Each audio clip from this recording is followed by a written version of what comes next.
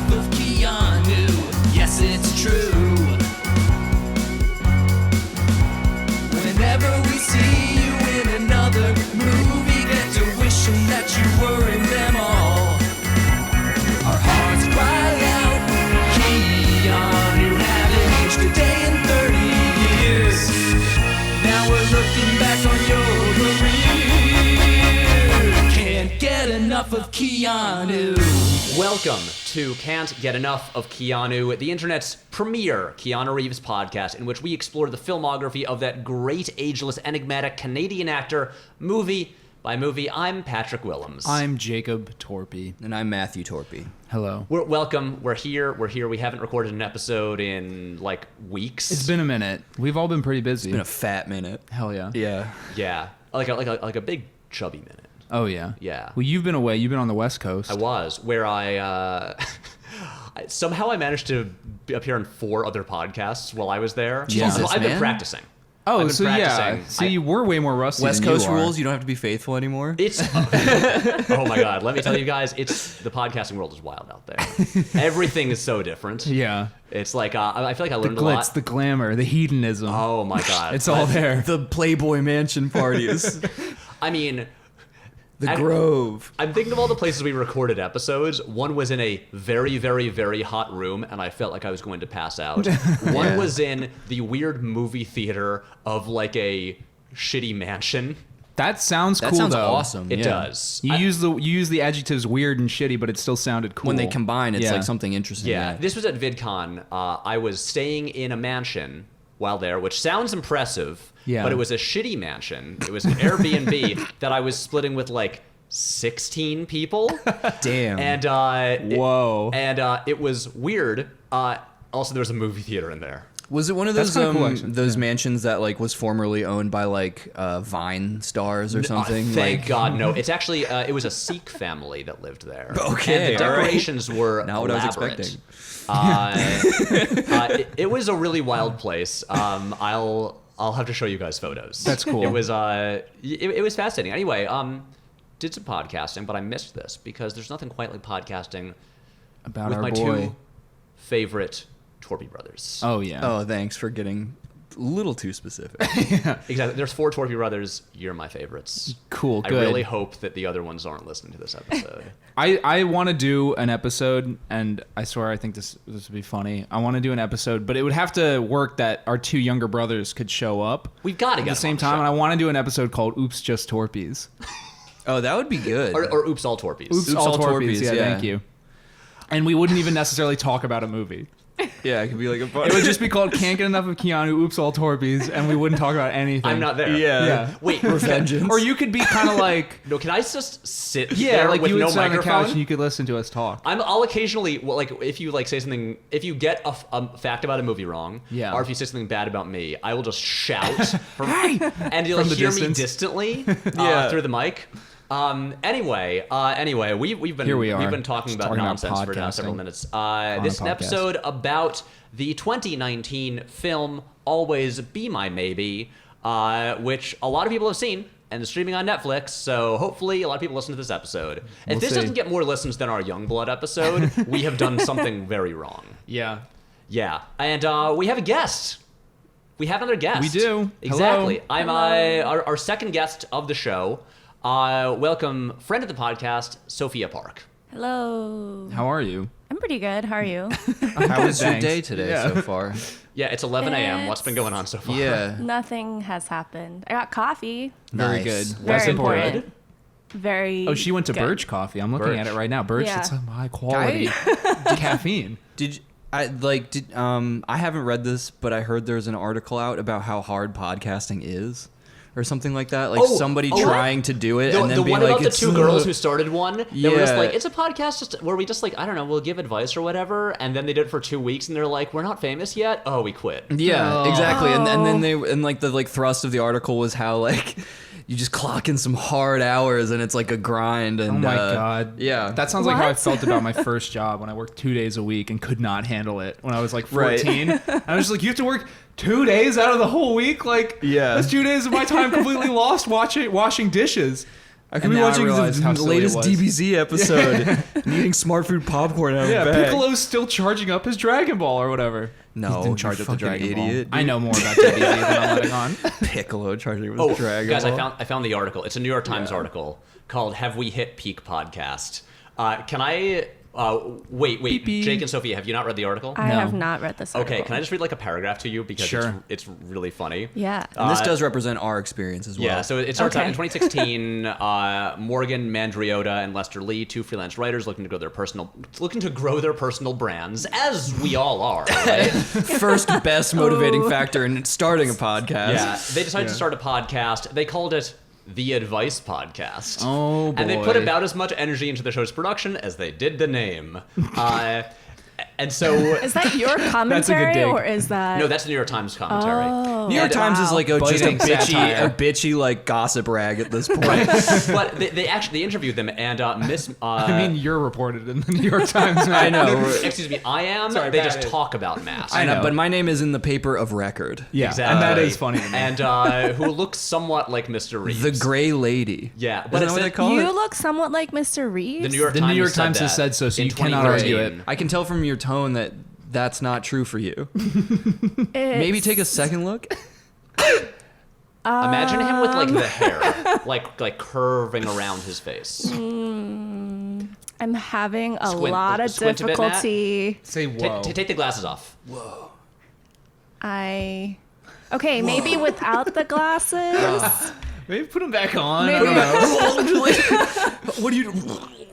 I cannot Well, choose to agree with This that was also statement. 2013. That's okay. That's fair. Also, to be fair, they Weird, torturously said. were referring to him beardless in Yeah, with a long video hair. that we made in 2013. No, short hair. No, it's one of these things where I agree with you that I don't think I do, but like, oddly enough, like people unprompted have said it before. You share some Yeah. general like characteristics. And if like I get if like I took my glasses off, so like everything was all blurry, I could Right. be like, yeah, kinda. Right. Yeah, exactly. If reality was sort of just blurred and smeared and it was hard to see, Jake yes. looks way more like Michael Fassbender, and that's You my. are gonna die on that. And I'm hill. gonna die on that hill more than All right, I let's look take like it. Keanu Here, let's Reeves. ask Sophia again. Michael Fassbender. It's the chin. We want do to you be like think? these like hot movie stars. Yeah. but granted, like We are low fishing rent, for compliments shitty, like so hard. first draft versions of these people. Well, here's the thing. I've gotten a wide divergence of opinion here because Pat seems to think I look like Crispin Glover. All right, That- so take a look at me now, Crispin but Glover. that's more the nose. You're like an exquisite corpse of different hot actors, but it makes a not hot All person. right, well, we can talk ad nauseum about this. Can I finish reading this little excerpt from Oh, this yes. article? Yeah. Because it's funny. Podcasting's so hard. So they interview Miss Mandriota, and she said, "We assumed we'd be huge, have affiliate marketing deals and advertisements." Then it says, "But 6 episodes in, when neither Casper mattresses nor Me Undies had come knocking, the friends quit." I love that those are two examples. The advertising Can you imagine? wars. They did 6 episodes. They recorded it into an iPhone 5. They called it the Advice Podcast, and they genuinely thought they were going to have like real sponsorships. Was the New York Times covering this, like knowing that this was they were stupid? This and article was a came out joke? this month, Yeah. like 2 weeks ago. No, the New York Times does like publish sort of what I imagine must be like intentional hate reading for like because they do For the thing clickbait, where, kind of. Yeah, I mean they do. Like I think the best example is I don't read the New York Times. This article's about people getting apartments. Yes, Oh. yeah, the real estate shit where like it's like some like trust fund kid describing her or his like awful experiences not getting the perfect place, and it's like somebody Right. who has like Yeah. my budget, my rent budget's like $6,500 a month. Like a And 21-year-old. Like, damn, what? It's always that. Like a 21-year-old moves to the city, and it's like, I thought it was impossible to find an apartment for under $4,000. Turns out it's not. Yeah. Yeah, I just had to be creative, and then I found this really nice place. I'm like, fuck I had you. to be creative. Yeah. I would love that budget. right. Yeah. I designed banner ads for and then it's just like they just do something so dumb or what you would expect, like finance. Yeah. Obviously, this is a podcast about just New York Times articles where we just like we look up recent ones that are interesting. We talk about them. I just thought it was interesting that there was a podcast based Yeah, no, story. I mean, the crux of this article is actually about it's called "Have We Hit Peak Podcast," and it's about just like how just saturated like the podcast industry is right now, and how hard it is to get into it Yeah. and like succeed at it, which we are a great example, because we did not quit 6 episodes in. We committed to our Josh Hartnett podcast. Yeah.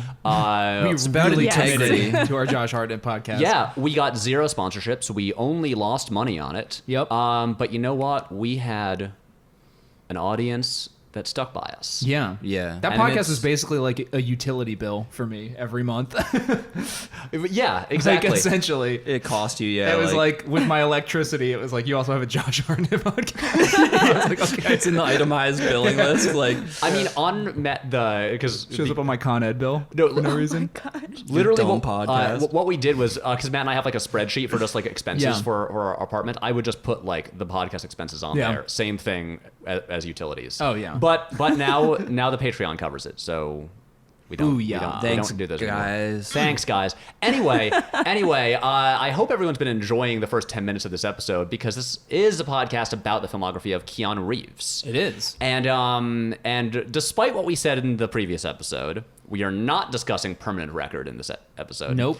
We're really bad at like sticking to what we say at the end of episodes about like next time we'll be talking about this one, and we've almost always been wrong. We didn't come up with the schedule for the summer that we had Right. posted on the thing by the like when we were recording Youngblood. So Yeah, I think we can be forgiven. Youngblood. But that's exciting because Yeah. you don't know what's going to come next. Yeah, you don't know what's Right. going to yeah, happen keep next. them on your Right? toes. But at the same time, we kind of is want people to know what's chronological. coming next, because then they can follow along. Yeah. And like this is a movie that's really like easily accessible. Like for Yes. instance, Youngblood is not on streaming services. Yeah. Also, people shouldn't watch it anyway. But Always Be My Maybe, that's a movie that a lot of people have seen, Mm-hmm. and if they want to see it, it's very easy to see it. And so it's like, great, here, like watch it before our episode. Anyway, but like this is again, we're jumping to the present. You Yeah. know, we're jumping from 1986 to 2019, like Bill and Ted would do. like Bill and Ted would do. Oh, that's nice. Matt, that was good. Thanks. Yes. Yeah, that was a good reference. But we're jumping to the present again, because this is a big year for Keanu. Yeah. And he's had multiple like successful popular movies come out, and we want to talk about them while they're fairly recent and topical. Yeah. This came out what, like May 30 something? May 31st? May 29th. May 29th. And oh wait, no, It's only a couple months Sorry, old. it was May 31st. It went on 31st. Netflix on May 31st. And look at you, Jake. Yeah. I Jake- knew that. Jake knows I had the things. Wikipedia article up. Yeah. I knew that from the And reading it. so, Sophia, the dynamic of this podcast is that Jake's the one that knows things. I know things. Oh. Yeah, Matt and I ask questions, and Jake has answers. But yeah. Like- well, Tyrion, Tyrion? I drink and I know things, right, guys? Game of Thrones, just my pandering God. at this point. Yeah, Taught that ending, huh? What? topical thing. I- Writers It phoning was it in bad, I for a think. show that I never watched. Yeah. Hey, you watched the pilot episode. I watched the pilot episode and I saw a kid get drop kicked out of a giant tower, and I Which was is just pretty like, tight. Oh, no? It was Wasn't your wife like, nope? yeah. Rachel was just like... Rachel was so funny. She put it on, and it's just like you know when you. I think it's just a case of when you're just not in the mood for that, and you thought maybe you were, and you're like, let's put this on, and you're like, oh, everybody's fucking, and there's incest, and Yeah, this kid well, gets drop kicked, and this guy's head got cut off, and it's just like, no. It's not No, good when thank there's you. like... How many yeah. seasons of this are there at the moment? And she's like, 5? I'm not gonna commit to this shit. And then I Let me watched see it. the author. Let me just see what he looks like. And we just pull up a picture of George R. R. Martin. Just like, like, no. He's a monster. And then I watched the first episode, and I was like, I could see myself getting into it if I really wanted to put in the time and effort. But like, I didn't like the idea of like, well, if I commit to this show, like then I probably have to like watch it when watch it secretly when like Rachel's asleep, or like when she's not also we're not hanging out together, because you don't if I want put to it watch on, your we're hanging out together. murder incest dragon show. Yeah, and I was just like, is that even really worth the effort? And do I care enough about this first episode myself to warrant doing that? And I was just like, no. The thing is, Especially because at that point, people were already talking about how the middle season sagged, and people were like, oh, they just lean on rape like it's this big story arc, like way too. And I was just like, You're not going to get me to watch a show if you're telling me like 2 seasons aren't worth watching. Jake, the question Also, is, will you ever get into a big like monocultural popular thing when everyone else does? No, I You'll don't resist want to. it all. No, I want to wait until the dust settles and then have people tell me like it was brilliant. But even then, I won't watch it because I tried to watch The Wire and I never finished it and I got bored. I don't like The Wire that much. How far did you get? Season 2, when everybody says it's tough, the going gets tough. I like the boat section. I don't know. But then season 3, that's when it all clicked for me. It's that's when over. yeah. For me. Anyway, how did we get on this conversation topic? Matt made a pithy It's Game of just Thrones reference. Jazz. You made one this Game of Thrones podcast reference. is jazz. We've said this before. It's the notes we don't play, which are talking about Keanu Reeves at all. Yeah. This is a good podcast, right? Yeah, I Right? think so. Don't ask that question overtly. Yeah, we sound desperate. I Yeah. really shouldn't. This is a comedy podcast. It's not a film criticism podcast. Yeah. Like all we know is what the Wikipedia article says. but anyway, we wanted to talk about this movie because it's pretty recent. Yeah. And yeah, we figure like let's not wait any longer. Let's do this. And to be very, very clear, next week's episode is Toy Story 4. I can say that with confidence because we've already recorded it. Yeah, it's in the bag. Also, no other episodes are in the bag. So we've got to release that one next week. Oh no, we sound so desperate. Shit, I gotta line up some more guests. Fuck, dude, come on, fuck. Did not know this is what I was walking into. Oh, welcome. Yeah. We actually just have a crisis about our own. Yeah, you asked to be on this. We're just sweating and kind of crying, but trying to stifle it, asking you if you like us. You think this is Cool, good? right? Funny. Did you make a good choice coming on this episode? But pivoting into relevant things now. Yes, let's do that.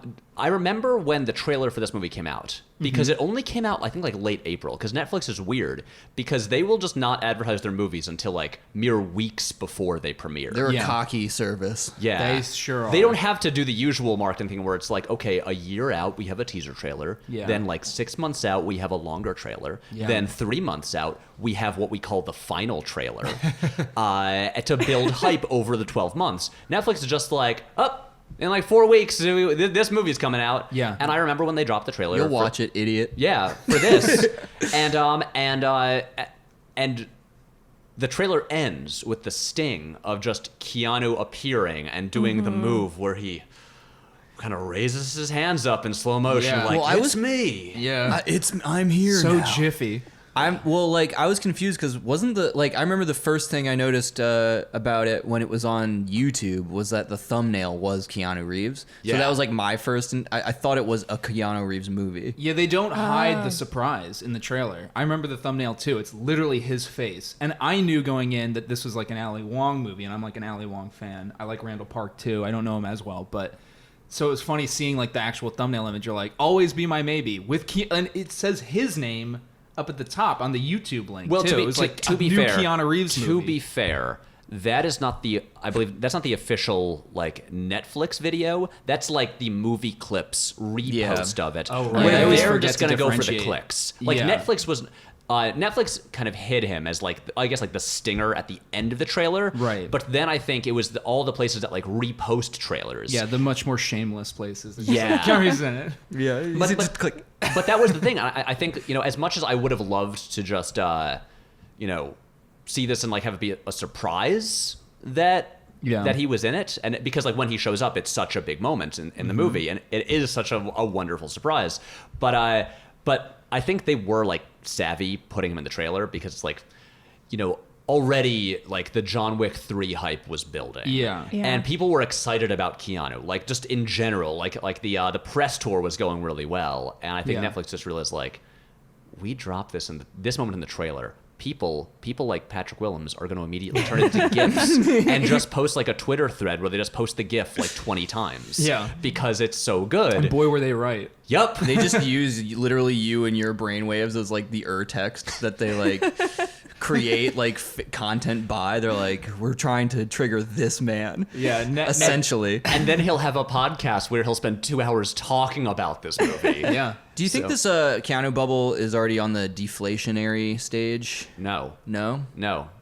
I don't know. Well, I mean, Why would you say that? the thing is, he doesn't have any new projects coming out for the rest of the year. Right. So, but Because he was in too many things. he was in 3 big things. In 3 months, In- basically. yeah. And I mean, like, you know, people aren't... Well, and then there was also just things like him showing up at E3, you know, like the Cyberpunk trailer. Yeah. Things Well, like that. if he's in that game, potentially hours and hours of spending time with Keanu Reeves as like a CGI character. When does that game come out? Oh boy, sometime, I don't know, soon. Okay.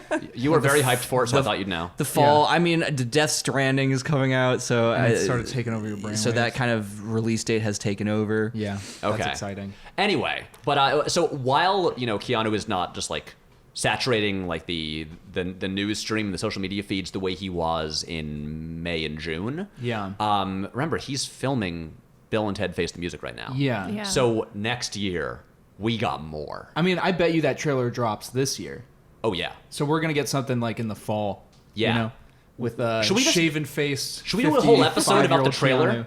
No. We'll see. If the trailer is like dog shit, well, maybe we'll be like, okay, never mind. Yeah. We're gonna do something else. I don't know. We'd have a lot of stuff to talk about. I mean, look, guys, Yeah. I could easily fill a 2-hour episode just talking about the Cats trailer. So I'm sure I Oh could my do God, it. dude. Oh, I've watched it so many Furries times. have never had it so good. Like no Very jokes. I don't think there's a movie this year I'm more excited about than Cats. I thought it I would just. refused to watch the Cats trailer. You haven't watched it? And Mary, my roommate, sent me another version, and I was like, I'm not looking at this. It gotta freaks see it. me out. You I don't gotta want to see it. see it. Wait, It's why so not? weird. It just really bothers me. I'm It's not upsetting. a Cats fan. No, neither am I. to Like begin Cats, with. the play, or Cats just in general. You don't like Cats, the animals. The musical. The musical. I love cats as animals, Okay. but Not I as mean, who Idris doesn't? Elba. Yeah. like with a cane, like You on don't a, love Judi Dench cat, who's also wearing a fur coat, which makes you Yeah. wonder, is that coat made of other cats? Yeah, Judi right? Dench's character looks like the Fancy Feast cat. Like I want to see Judi Dench just crouch on all fours, eating out of a bowl, Yeah, out of like a crystal stemware glass. and then it will be sexual for me. It's gonna be so weird. I will join the I will be Legion of well, Furries. what I'll say is I'll be there opening day if anyone wants to join me. Yeah. Whatever day in December that opens, I can't wait. Sophia, I agree with you. Honestly, I think Cats the musical. I finally listened to the music this year because I knew the movie was coming out and I knew it was a famous play. And overrated. Cats, Yeah. cats, Music's cats, kinda cats, cats, stupid. cats, cats, cats, cats. Yeah, I like- love that song. Yeah. Sorry, From the cats with Jellicle Yeah. balls, and now we're dancing with Jellicle cats. I just don't like the word Jellicle phonetically. here's the question: Yeah, how does one, Jellicle sucks. how does one become Jellicle? Like I don't feel like know I'm what trying that to be is. Jellicle, but I don't know how Jellicle I am. Remember, it's Yeah. gelin. Remember when people said like gelling like a felon, and then it was a Dr. Scholl's like Yeah, marketing like campaign. foot pad. And I was like, my feet are fine, but I'm still like, do I want this? Do I want to feel the cool pressure of Do I wanna, like, have a little bit ooze of- under my heel? Ivan Ooze. I don't know. What is this? I don't episode? know. It's It'd be a good funny if he was episode. the mascot. Yeah. And he just secretes into your shoe and is like, Ivan Ooze now is it's the gel. orthopedic. Honestly, remember how they would do things like when they brought Hugo Weaving as Agent Smith back for some like Super Bowl commercial Oh, for some God. product in like I don't know Yeah. a few years ago, and then there's that like is it like a Stella commercial that has the dude and like what's it Carrie from Sex and the City. Yeah. Oh, that Stella commercial had like 8 other actors, too. Right, Yeah. but then I think they've been using So like Jeff stupid. Bridges in like more of them, Yeah. and but it's this thing of like taking those characters from like movies and stuff and using them, just like bringing them back to sell stuff. All I'm saying is Ivan Ooze could absolutely come Be in back a gel to commercial. sell like Dr. Scholl's. That stuff makes me mad because I just see those actors show up like repurposed in a commercial. I'm just like, oh, enjoy your fucking vacation now that you get to pay for. It's like you got your villa in Italy finally. You Do know? the Coen brothers have to be With like your liquid income. Do the Coen brothers get a kickback from the dude? Yeah. Because he's not just Jeff Bridges; he's the dude. So like, That's a really good question that I don't have an answer for. does Ethan like get more of his $10. in-ground pool built? Yeah. Yeah, because of- did they sell out? Yes. Yeah, I'd probably. hear you heard it here first. The Coen brothers sold out. Anyway, all I'm saying is we're Jellicle. when the Bill and Ted trailer comes out, we'll talk about it. Yeah. Probably, maybe we'll do like a half-hour bonus episode, Yeah. something like that. I don't know. Anyway, we got a lot of Keanu to look forward to. I'm Oh, very yeah. excited about the future of Keanu. But And no, the Keanu Sans bubble is not dwindling, Matt. How dare you say that? we have a full year's worth of coverage of this man. Also, the bubble. when I was is real. when I wanna was in buy the California, I hung out with a friend who had met Keanu like a few months earlier. I was so jealous. He just said he's exactly like you hope he will be. Yeah. Yeah, That's lovely. He drank a glass of whiskey with 2 hands. What do you mean, like to warm it up or something? No, he picked it up with 2 hands and sipped out of it and was like, that's good. Did he say, Wow. that's good? Yes. And like I don't know if I would have expected the 2 hands thing. Yeah, no, he said Yeah. Keanu is weird and really friendly and just cool and delightful to be around. That's great. And he like wanted to know all about like what my friend did for a living, and he's like Keanu, you don't need to know about this. He's like, no, I want to know. yeah. So I was like, nice. Tell me what you do. Yeah, it really seemed like was one of those like kind of Let me hear about transformative your like, day. experiences. Just like I will remember this forever, and Yeah. I feel like a better person having met him now. I'm like, God damn it. Yeah. I'm so Keanu, please come on the show. Please Yeah. come on the show. Please come on the show. And anyway, so let's talk about this movie, because this movie it approaches Keanu in a very interesting way. Yep. Because this is a movie, it is co-written by and starring Randall Park and Ali Wong. Mm-hmm. It is very much about Asian American culture, and Mm-hmm. I remember Ali Wong has said that she wanted to like reclaim Keanu as an Asian American actor. Well, Asian Right. Canadian, I guess. Yeah. Because he is Canadian. Yeah. Technically, yes. Yeah, and I think that's really interesting because, and Sophia, you can speak far more to this than we can, being as you are Korean and none of us are. Yeah. And so, how do you feel? Just like, what are your general thoughts about Yeah, okay. about Keanu and as a like a mixed Asian actor? I think a couple things. So first is there just aren't many Asian American folks in romcom, that genre at all. So I think it's really interesting that Ali Wong has claimed Keanu in a film that's, where there aren't many Asian Americans overall. So I think that says a stronger statement. Yeah. And also claiming him in a film where he is technically not the main star, right? And I think that's also interesting overall.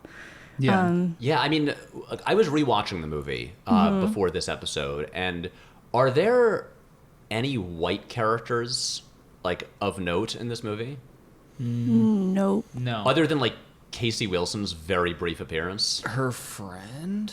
No. No. No. No. I don't know. Yeah. And which is, I mean, like the whole thing of, and of course I realize I am a white person discussing race here, but for a long time when I was like growing up, I just thought Keanu was white.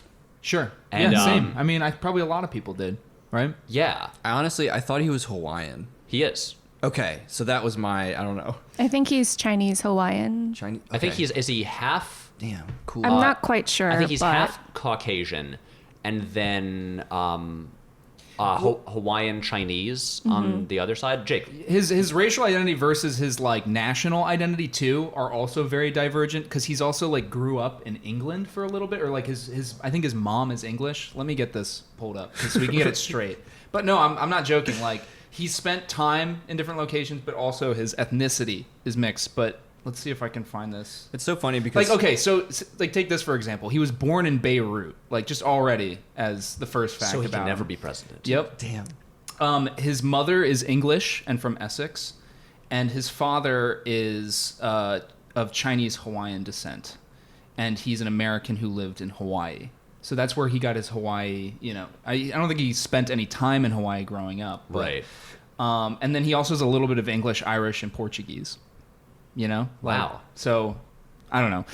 All that to say that it's like a mixed bag, and I feel like, and then he spent a lot of time growing up in Toronto, and so his Canadian identity is a big part of his Yeah. Which is also personality as interesting well. because just another aspect. we'll talk about it in our He sounds Canadian. yeah. Yeah. Well, Like, in he our Toy talks Story like a 4 Canadian. episode, that is like the first movie in a very very long time to like have him play like a very Canadian figure. Yeah, and I think Keanu's on the record too, just talking about. I think his time spent in Toronto was probably his formative years. He was like a teenager Yeah. when he was growing up there, and he was on the hockey team and stuff. So I think that had a bigger impact on him than, say, Beirut or Right. England or any other place he might have spent time. The thing I just find interesting is because he's been in movies since the 80s, and I feel like he was generally presented as like he was usually playing characters who were like intended to be like read as white. Yeah. I mean, like his family in the movie, in like River's Edge or whatever, they'll all like his parents and like siblings will be white. Yeah.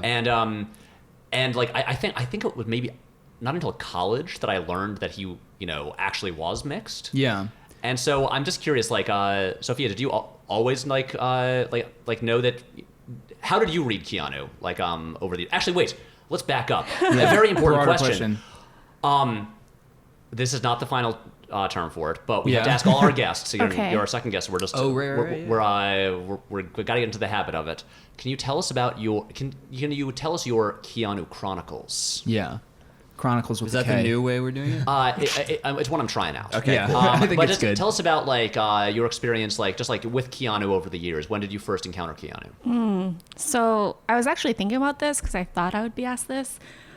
I think the first time I ever saw a Keanu movie was Speed with my mom when I was in 5th grade or so. Nice. Yeah. And I don't think my mom understood what the movie was because we had just immigrated to the United States when I was in 4th grade. So I don't think she understood that it was going to be that type of movie that a 5th grader probably shouldn't. It's an R-rated movie. Let me ask you something. watching. What do you think your mom thought this movie That's what I was? was about to ask. I don't If you had know. to guess, just take a stab at it. What do you think she drew heard? her to It's about a bus Speed? that Like, oh, couldn't this will be a slow good, down. This would be a good mother-daughter I bonding like the idea of experience. just like a bus ride movie. You're just like, it's about the bus. Well, I think about it, but when I was 9, 10, and I don't want to disclose my mom's age here, but she was in her early 30s at that time, right? Okay. So if I'm close to an early 30s age, I'd probably be like, oh, this is a great movie. Trying to think of it as my mom, like, oh, this is a great, this could be a great movie, I guess. Yeah. And And I I'll assume watch she it had with not seen my it daughter. before. She had never seen it before. And also she was learning English at that time. So she actually watched a lot of movies during the first 4 years that we lived in the States so that she could learn English. And I think that's how she learned a lot of her English. That's so funny, though, to get like some of your English skills from action movies, though. Yeah, like Sandra Bullock helped with vocab somehow. Dennis Hopper. Yeah. But that was my first Keanu experience, I guess. And at that point, I don't think I was very aware of my Korean/Korean Americanness, but I had a feeling I was like, oh, that guy looks like he's Asian. Like, to me, he read as a very attractive Asian man. Yeah. And so I just left it at that and didn't really think about it, and then just watched movies here and there, obviously The Matrix, etc. And then I think I also found out fairly recently that he is, in fact, Asian, of the Asian diaspora. And so I thought that was fairly interesting. You were like, I He knew it didn't- from the very beginning. I mean, it was just not a big deal. And now that I'm more cognizant of how lacking Asian American representation is in the film industry overall, I'm like, oh wow, that's a very big deal that he was such a big star. And I think it does have to do with the fact that he passes as white in many circumstances. Yeah. I think a lot of like, I think that happens to a lot of like, I don't know, this isn't quite similar, but like Oscar Isaac reminds me of somebody who can like Look, this chameleon of a man. Llewyn who- Davis. Yeah, exactly. But speaking of which, like this is how clueless I was and like how bludgeoned I needed to be by like just imagery in order to like finally register Keanu as like Asian was The Matrix. When he's doing kung fu, like I just had to see him in like a gi, like doing it, and then like clean shaven and like those like close ups on his face and stuff. And I remember that finally being like, I think he might be. He's not 100% white. Yeah, I like looked it up afterwards. right. Yeah, and I don't think it was, I think Keanu growing up, like that was just the, the film industry.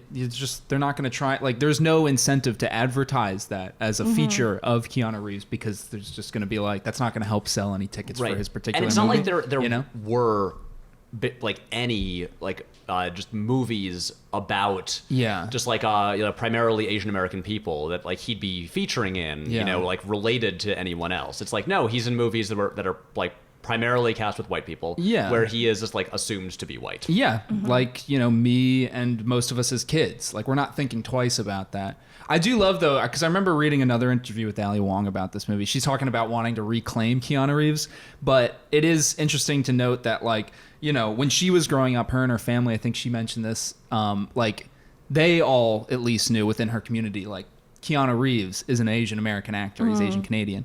And so, like, they always wanted to claim him as, like, an actor in that way, which is, I guess, why she got the seed of the idea to, like, it had to be Keanu in this movie. Yeah, I think is what She, was she saying. made her was- mom yeah. proud by like getting Yeah. him. Yeah. Like, this is for you, mom. I reeled him in. Yeah. I mean, I think he was their first choice Yeah. actor. Yeah. I also saw that one of the other choices was M. Night Shyamalan, and I just Really? I'm not That into would've- that at all. I don't know to about be that. honest. That's actually very funny. Because he's literally the twist. Like, he would be the twist. But honestly, the thing is, The surprise part. honestly, okay, I didn't know this, but Also, the insinuation that he like is really good at fucking because of like Ali Wong is like so into Keanu, and she's like, I miss your beard scratches on my thighs and stuff. But Yeah. I'm just thinking now that that's M. Night Shyamalan, Yeah. and I'm like, ugh. Yeah. the thing is, like, M. Night Shyamalan is like, he is like an attractive guy. Yeah. Like, I've seen him up close at Comic-Con parties, and he's like very put together. It's like he looks like he could be an actor. Yeah, he's a You good looking like- dude. Which is why he cast himself in so many of his own movies. Yeah. Oh, so he's vain. He's vain too. well, that's no secret. Well, I know, yeah. but like physically vain as well. Like not just like I'm Hitchcock, but like but I'm handsome hot, as hell. too. Well, no, yeah. he was I'm fuckable Hitchcock. He's the star. He is the star of his first film. disgusting. Oh, Yeah, My like new animated show, Fuckable Hitchcock. Why is it animated? It's like, do you want to see a live action version of that? I was thinking of the Louis Fuckable, Anderson it's cartoon. fine. Do you remember that? Life with Louie. Yeah. Oh, yeah. Oh, my Also God. upsetting. Yeah, no, it's no secret M. Night Shyamalan's full of himself. Did anybody see Lady in the Water? I mean, come on. It's a whole movie that's like a metaphor about the genius of his own Where he's a storytelling screenwriter who capabilities. is yeah. prophesized to save the world with Yeah, his writing. yes, thank you. Yes, that is exactly what happens. Yeah. so It's that's crazy. why I was upset when I saw that he was one of the other options. I was Yeah. like, there's no way that it could have been anyone else except for Keanu Reeves. Yeah. But that's the You thing. know? That's where I think it could actually work, because it would be M. Night Shyamalan like poking fun Yeah, that's at true. like his reputation for having this ego, because Keanu is clearly an exaggerated, heightened, like insufferable version of himself. Right. And you could see like M. Night Shyamalan like leaning into that and making reference and like talking about his brilliant twists and stuff Yeah. like that, and like what a cool filmmaker he's. Like I could see a fictional like comedic take on M. Night Shyamalan working really well. I don't want it instead of the Keanu one, Yeah. but I would love to see that in another movie. I think the Yeah. I Keanu agree with you. one works better though because because he's a dick, which he needs to be in the film so that like Randall Park's character can so the big break can happen. And so Keanu Reeves is one of the few people left who's famously nice.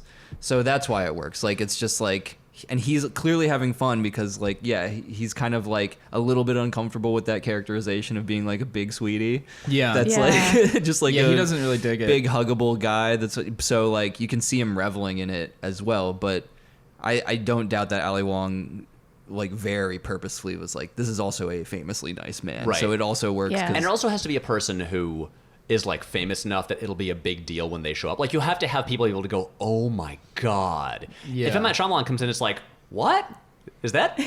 The Sixth Sense guy?" The guy that made Yeah. Glass recently or whatever. He's the one that died in the car getting squished in Signs or something, I think. No. seems to have a lot of hang-ups about water. In Signs, he's the guy who traps the alien in his house and leaves.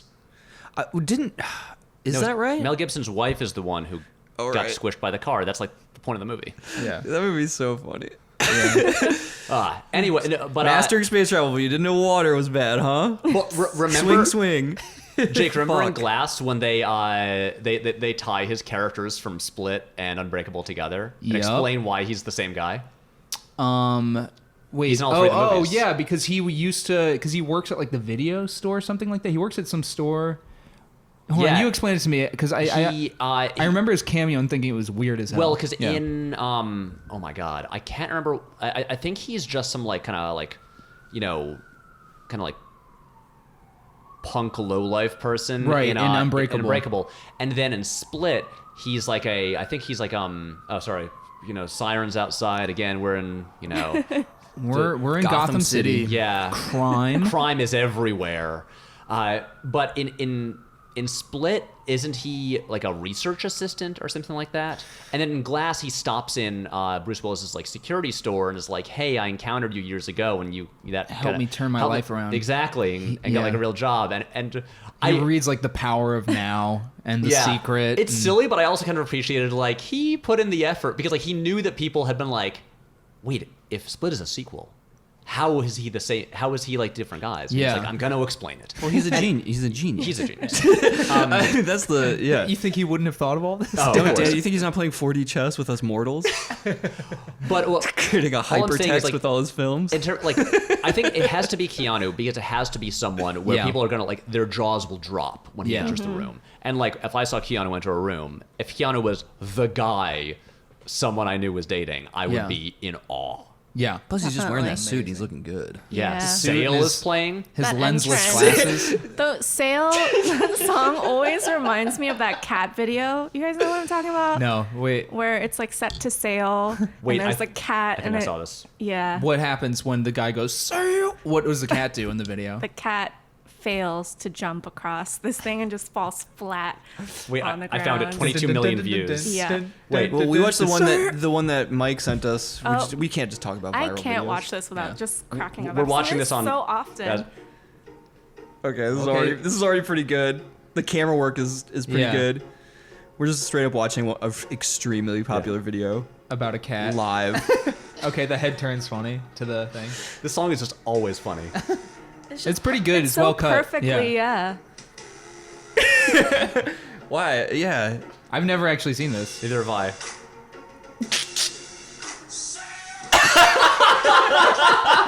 Fuck, dude, that's good. All right, that deserves 22 million views. All right, Yeah. fair enough.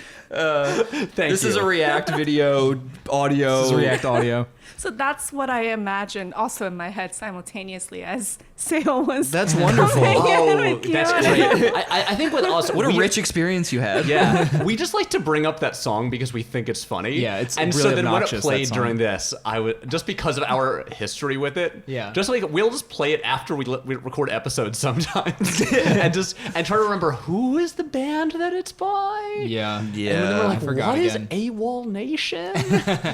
Yeah. But song is goofy. anyway, I never thought about the rom-com aspect though. Like just no real like Asian dominating like just like cast in a rom-com, and just the like. well, I mean now I mean obviously Crazy Rich Asians is you know like the begin. is that like and, is that a I don't yes, know it is a anything comedy. about Yes, it. it's a romantic comedy. I didn't Okay. see it. and but and it's a then comedy. To All the Boys I've Loved Before, also last year, another Netflix one, and so this is like this whole wave of Asian What's that romantic new comedies. Aquafina movie that's coming out? Oh, The Farewell. Farewell. Yeah, that's, yeah. that's not a comedy. I've got to see No, I it. didn't. hear I it's- couldn't. It's I thought it was very like a good. dramedy or something though. Yeah, I think it's Yeah. supposed to Like be family like dynamics. You've seen it, right? I've seen it. It's wonderful. Everyone should see it. I'm really wanna watch gonna that try to one. catch Yeah. it either later today or tomorrow. Nice. Oh damn! And, I didn't. yes. Okay. Uh, Every time you make a sale at an auto shop or something, that would be funny. it's always funny, but guys, we should actually just like go back to the beginning Let's talk about and talk about this movie. yeah.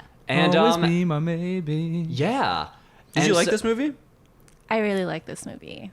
Nice. And up until fairly recently, everyone that I talked about this movie liked the movie. I just, Up until fairly recently. yeah, I What ran into happened? one person who said that they were not a fan. Who? I don't want to call him out. Okay, don't. Yeah. Well, I'm gonna be upfront. Well, get ready for. I'm Get gonna be ready upfront. for. I like this movie, but I don't find it that great. Mm-hmm. Like, it's a very, very enjoyable movie in a pleasant way, but I find it a little bland. As in, like, the plot seems to me very like boilerplate romantic comedy template. And this is coming as someone who loves all of the players in this movie. Right. And like, Yeah. you know, I think the team's which even great, contributes to it more. yeah. I think it's a pretty good movie. Yeah. And watching it again, I know exactly like what I think really works about it, and the things that I wish were better about it. But yeah, also like what I watched it again and had a very pleasant experience. Yeah, I was like, oh yeah, like, and I think Matt, you were the most negative. Yes. Are you a When Harry Met Sally fan? Yeah, sure. Sure. Great Yeah. movie. Because I don't really the remember that reason movie. why this movie came to be was, I don't know if y'all know, but in 2016, around 2016, I think Ali said something about, Randall and I are working on this thing that's kind of like When Harry Met Sally, but for Right. Asian Americans. So I think for me going in there with that idea of what I thought when I watched When Harry Met Sally was I think that helped a lot. frame Yeah. it. Yeah. But that's the thing is that like When Harry Met Sally was like, I guess, were there other like long burning romance like rom-com? That's- Was that like I think that was the time frame used before? first one that was like a build up of friends becoming. I think That's the There only movie I probably- know of that does that. There Yeah. probably had been more, but Yeah. well, I know I was talking to a friend of mine recently who wrote a thesis paper on like the history of romantic comedies. Remember when I in our I think first John Wick episode explained my whole theory of like the pivotal moments in action cinema that like where the genre changed going forward. Yeah. Romantic comedies are kind of the same way, and so like there are like like film theorists who have like written texts about this, and Yeah. I was talking to my friend about it because she knows more about it than I do. And she was saying that like When Harry Met Sally is like one of those like turning points that began like a new era of the Right. genre. Yeah, see, I wish it's like I should have probably watched that movie as research for this because I have seen it, but it's been a long time, and I honestly couldn't tell you like most of the details of what happens in that movie. Like I know the gist of it. It's an on again, off again relationship between Meg Ryan and Billy Crystal for like what 30 years or something. Yeah, How long is very that movie long supposed time. to stay? It's not 30 No, years. maybe 10 For It's at least, like, 100,000 years. 10 years or Yeah, I think so. it's a decade. Yeah. Because it Yeah. begins with them because they like Like one of them They gets were- married They or something. graduate college. yeah, and Right. they're not Yeah. really friends, but they like drive to New York together, and like they Right. kind of they get to know each other over the course of like this drive to the city, and then it's like, well, I'll see you around, and then they just see each other and Keep bumping into each other over the years until finally Yeah. it blossoms And- into a romance. So actually, I think And they don't like each other. That's a big key thing. The little tension. Like, Yeah. ugh, Yeah. he's so annoying. And then Yeah. suddenly like, is he though? exactly. But I want to hear more about why you didn't really. I think or- it'll emerge as we talk about Okay. the plot. yeah. Okay. Well, okay. I think I don't want to give some big summary judgment now. Yeah, let's get into the plot of this thing. Well, actually, I think that I do want to ask you guys is your feelings about romantic comedies in general, because I feel like there's a bit of a romantic comedy resurgence, like in the past, mostly in the past like year and a half or so. Yeah. A lot of that is Netflix, because Netflix is just like, oh, okay, what's a thing that people especially like to watch at home? That like what things can we like what sort of like targets can we combine to sort of just like get those views? And they're like, oh, romantic comedies. Yeah. Yeah, great. People seem to like romantic comedies. Let's start making more of those. Yeah, as Yeah. much as we want to like rag on Netflix for being like this weird like, big dick energy company that doesn't give a shit anymore about like proper release rollouts and stuff and like just throwing their movies around, even great ones like they're trash that they don't care that much about. I do like that they're trying to bring back a resurgence in something that's kind of was dying up Yeah. until pretty recently. Yeah. Like they're just like nobody else is making romantic comedies anymore. Like, Right, and I love that genre. To answer your question, I also really like I'm a romantic sucker comedies. for a good romantic comedy. Same like, here. Yeah. You think I don't want to laugh and then have people fall in love and be touched at the end? Right. It's such a lovely experience. I'm such a dour piece of shit. I just don't like the genre that much. At all, but there's I know always good examples. there's like oh yeah, of course. I'm not like I'll never write off a genre of like fiction or whatever. Yeah. But like for the most part now at this point, just like people are gonna date each other and fall in love, I guess, and like I know there's like more you can do with it, but like just like whatever the whole notion of like love is like a temporary insanity and just like and it's always I don't know. That's why I appreciate more like this movie. So at this point now, Whoa, you're praising it now. well, at this point now, I like the longer time frame because, like, as an older guy now, I'm like, enough with the like puppy love, like first bloom kind of shit. I like the like Or the obsessive male character, which for a long time Yeah, sort the of creepy dominated, like the stalker. Notebook Ryan Yeah. Gosling guy. Like, I'm gonna drop myself off a Ferris Yeah. wheel because I love you so much, and gonna that's kill charming myself somehow. if you Also, don't to be kiss clear, me I'll blow on my the lips. fucking brains out. I love you. That's also not a comedy. I know, That's but like that's like that You're is telling a, me the twist at the end isn't hilarious? Who are you? I can't remember. Rafflecopter. Oh my god, yeah, hilarious. that is a weepy Nicholas Sparks. Okay, It you're is. right. That's fair. But Yeah. I do think that obsessive, intense male character, where like the act of pursuing his female Your love Lloyd interest is Dobler is supposed to just charming. be unanimously accepted as totally fine romantic behavior, is now finally like people are like, that's pretty damn like problematic breaking and fucked entering up. into houses Yeah. and things. Yeah. Like, Yeah. you know, John Cusack being this burnout, and you know, It's he's literally just what I talking said. to his Lloyd dad. Dobler. Yeah, Lloyd Lloyd Dobler Dobler. holds the boom box up, And the dad is just people like, love it. what are you actually good at? And he's just like, one thing I know is I just like being with your daughter. And like, as if you weren't Also that dad, you would be karate. so concerned. Like, who is this fucking loser that like has no skills or like seems to have any ambition besides to just basically like sycophantically spend time with my daughter for the rest of his life? And he's just a total burnout. Yeah. I don't Yeah. No, I That stuff sound like an old man. No, I'm like the dad. I turn to the dad. fucking hippie, like you get a job. You know what one of my favorite romantic comedies is? And it's like, I just watched it recently, but it just so perfectly encapsulates, I just think, the fact that like underlying a large part of romantic comedy is actual like just genuinely shitty or weird or problematic behavior. This movie that came out, and this is to show that it's not just like 2019's reset standards of like things. This movie came out in the 70s. It's called The Heartbreak Kid. Have you ever Oh, seen yeah, this? It's an Elaine May movie. And famously remade by the Farrelly brothers, Didn't starring see it. Ben Stiller. Yeah. No one saw it. It's well, the 70s film is great, and it's like a perfect example of what I would call a romantic comedy because it's funny and it's dealing with a romantic relationship, but it is so bleak and evil and way more true, I feel like, to life than, and you know, movies, most romantic comedies tend to get, because just every character is on some level like either, you know, some combination of narcissistic or self-aggrandizing or like, you know, just totally selfish. And yet you watch like this romantic relationship build across the movie. And by the end of it, you sort of see this thing that kind of works out, but there's a weird sort of nihilistic like undertone to the whole thing. That kind of stuff I find kind of interesting. But I don't think it's stuck to any particular time frame. I think it's interesting what you're saying. Yeah. Why I like romantic comedies is that I think a lot of rom-coms have shaped the way that we approach dating and love Yeah. nowadays. And it's had a lot more influence, I guess, in our culture in a way that, you know, we can make fun of rom-coms, but at the same time, you look around, you see those exact toxic behaviors and, you know, or the great, you know, happily ever afters, and you see it in day-to-day life. And I think that's what I like the most about romantic comedies, is that we see it reflected.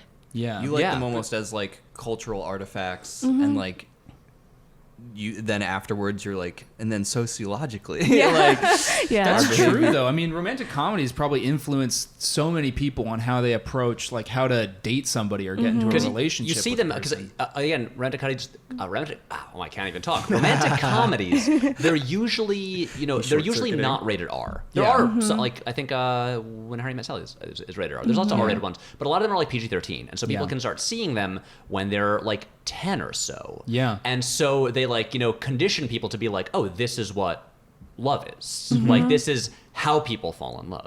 Oh, meet cutes.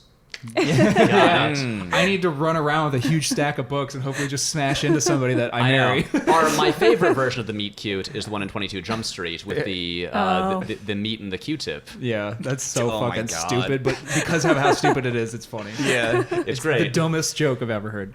But And of course the infamous archetype of the manic pixie dream girl. Yeah. Yeah. right. Well, and that's of which, you know, originated also Cameron Crowe. Yes. That's where that began. Yeah. Because Nathan Rabin coined the term for when writing about Elizabethtown. Yep. The And, manic pixie dream girl. Weird movie. Yeah. I never saw it. Weird. Do you know why Orlando Bloom tries to kill himself at the beginning? No. Because he is a famous sneaker designer, and he's making the most anticipated sneaker of all time, and it's a disaster. And he tries to kill himself by attaching a big pointy kitchen knife to an exercise bike, and somehow will stab himself. That's to so death. relatable. Awesome. Hashtag relatable. And then is gets the a most call that his relatable father thing I've ever died, heard. and We've it's all like, been well, there I'll kill after a myself after botched the funeral. sneaker design, you know? And I'm gonna so run off weird. of a treadmill into a knife. Well, that's I mean, like that's kind of execution that's actually method is that? that's so funny too. It's so funny in how grotesque it is. Like imagine that. Like it would need to happen so like repeatedly for anything to. Yeah, no, it's a Yeah. terrible idea. Because right away at the beginning, you're like, what world is this set Yeah, in? slit your wrist, moron. Jesus. Sorry. But honestly, don't just attach a knife to a treadmill, you fucking God, weirdo. people do No, the no, toaster to an and the- exercise bike. Oh, an exercise I still am bike. not sure how it's supposed to work. Yeah, I can't Okay, imagine well, okay, it so the that torque. well. Okay, so if you put the knife on the like middle spoke or whatever in the wheel, Yeah. I'm pretty sure this is not how he's doing it. But Yeah. you have to angle it perfectly, but eventually on its rise, it'll be pointing forward. And then you have to be angled Yeah, you have to over be in it a so weird that place. it'll catch you up. And then as the knife goes, it'll slit fuck, that's some open Edgar your Allan it'll, Poe it'll shit. slit open your belly. Jesus Yeah. Christ, that's morbid. And then you'll eviscerate yourself. Jesus Christ, Matt. Damn, Orlando. So that was, I imagine, Orlando's plan because the sneakers didn't do good. Okay, I'm But look, trying to Kirsten find Dunst this. came in and saved the day. I'm trying to find this clip You're a Kirsten on Dunst. YouTube, and I can't. Anyway, it's dumb. But we're talking about romantic comedies, Yeah. and this is a thing where like I didn't realize until probably with the past maybe like 6 or 7 years that I liked romantic comedies. Yeah. Because it's the term chick flick was so pervasive for so long, and I was like, I'm a boy. I don't like those movies. I'm boy. They're the movies that like my mom and sister will like watch when they're come on TV, and I'm like, nah. Yeah. I don't want to watch They're those. literally made not for me. Right, Based and- on what I've heard the genre is supposed to be. Right, Chick flick. because a lot of their audience is female. Yeah. They were like, we were like kind of taught to dismiss them. Right. Which is dumb because like, movies where people like action movies, that are more like male oriented, which are just another genre Mm-hmm. and have, they're examples of like similar quality. Yeah. Are just treated as like more worthy of like taking seriously, which For is some reason. silly and dumb. And I fell into that for a long time, and it was not until like my 20s that I was like, wait, I kind of like some of these romantic comedies. Wait, there's something about like creating these like characters that like I like and I care about, and like I'm invested in their relationship, and maybe I like kind of want things to work out Yeah. for them. And actually there They is feel like warm and there's fuzzy at the end as opposed to I guess like High Fidelity was like the first okay bridge point. Although, when I was younger, I secretly did love romantic comedies a lot more than I do now. Like, Yeah. that's when I basically watched all of them. That's when I watched Moonstruck. Good movie. When Harry Met Sally was that, I was like probably 12, 13. Yeah. I don't know, because then there was Feel Good. I watched Serendipity. which has come up on this podcast before. Sleepless in Seattle, obviously, and You've Got Mail. I mean, that's all that time period. It's all What that- was it, like the the 90s? The like Or was it decade of 80s, them? 90s, and then Yeah. there was just a complete lull. Yeah, and so then, Serendipity is like 2001. Well, then you had like the Apatow style shit. Like that was like the next little bump, right? actually, and then no, that was okay. like the schlub guy. That, Yeah. you're missing a period because there was like the 90s period, which was very much dominated by like, your Nora Ephrons and people like that. yes. Yeah. And then you kind of get the slightly more like polished, I'm going to say less human variation where you get Sounds into fair. like your like, How to Lose a Guy in 10 Days. Oh, Your like yeah. Right. Hudson McConaughey vehicles. Yeah, your Shakespeare adaptations. Those are No, Yeah. those are not the same thing. That's not Jake. How to Lose a Guy in 10 Days? No, No, that's 10 Things I Hate About You. 10 things. Yeah. Don't put 10 in Exactly. 2 different titles. God damn yeah, it. don't you dare. But, 7. but- My brain hurts. But those ones, which because the thing with like Sleepless in Seattle and stuff like that, or like When Harry Met Sally, or even like You've Got Mail, they're more like they're kind of like regular people, and then you get these kind of like glossier ones, Like Nancy Myers stuff, would No, you say? Nancy Myers is very much she's in her own little bubble Yes. as well. But then I feel like a lot of the like backlash against romantic comedies was against these things. What like- women want. Also, That's a romantic comedy. That's Nancy Meyers, I know. but it's the only Nancy Meyers movie that she did not write herself. And Which it a weird one. Yeah, it does, honestly. But then I think there was like a backlash to the genre for a while, and then it weirdly kind of had an odd resurgence in like the Apatow type movies. And what Apatow was basically doing was like James L. Brooks movies.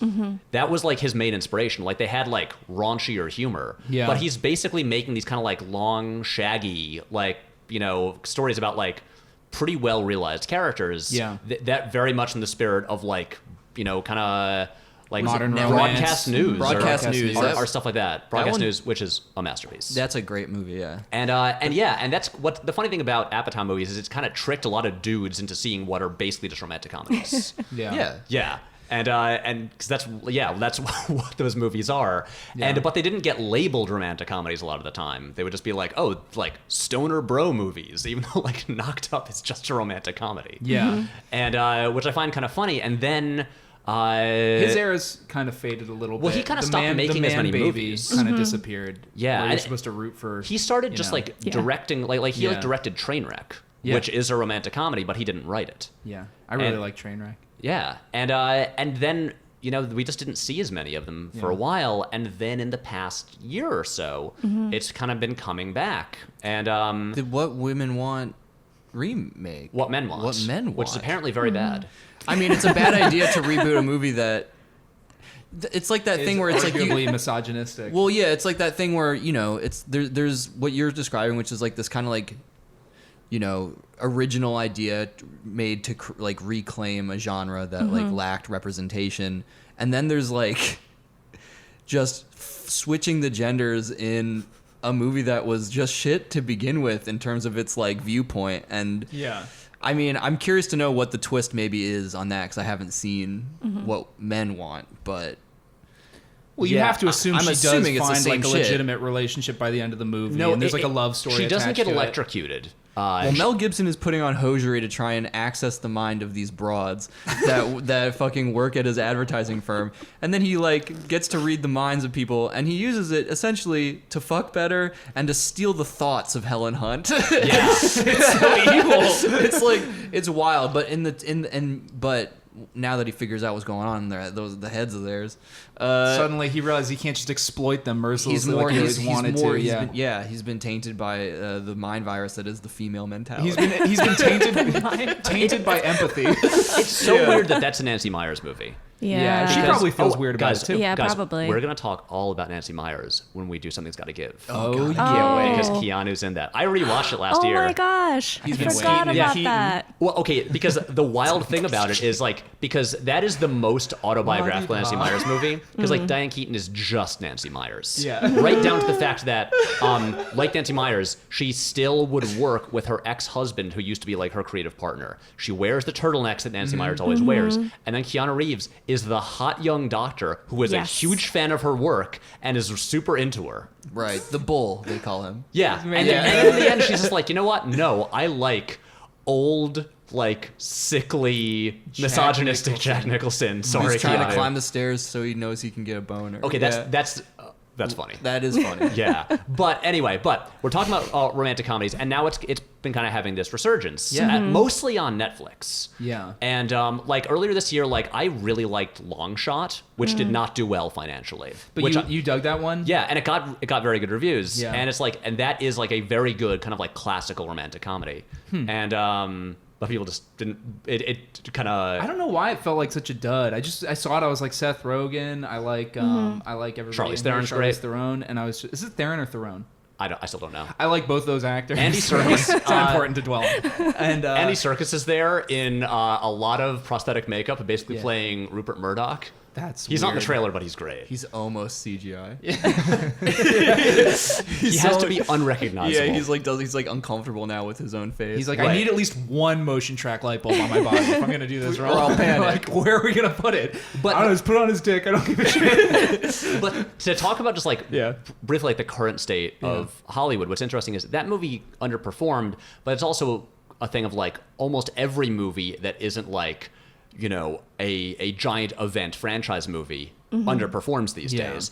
But then there's examples like last year, Crazy Rich Asians, which was huge. Yeah. And I think, and Sophia, you can speak more to this than I can. Did anybody here see it? Did yeah. you see it? Did I you see saw it, I saw it yeah. in I didn't theaters. see it. Yeah, me and It's Megan good. see it. Yeah. It's very good. Yeah. But it's a different type of rom-com than Always Be My Maybe, in Right. my opinion. And not just because this is on Netflix and that was a wide release in theaters, but just it's a different story. I like to categorize that more as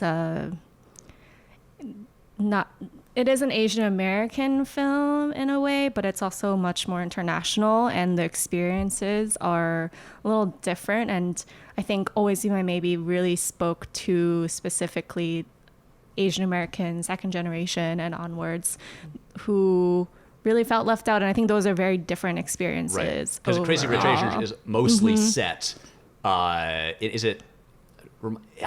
What city is it set in again? Is it Singapore? I think it's Singapore.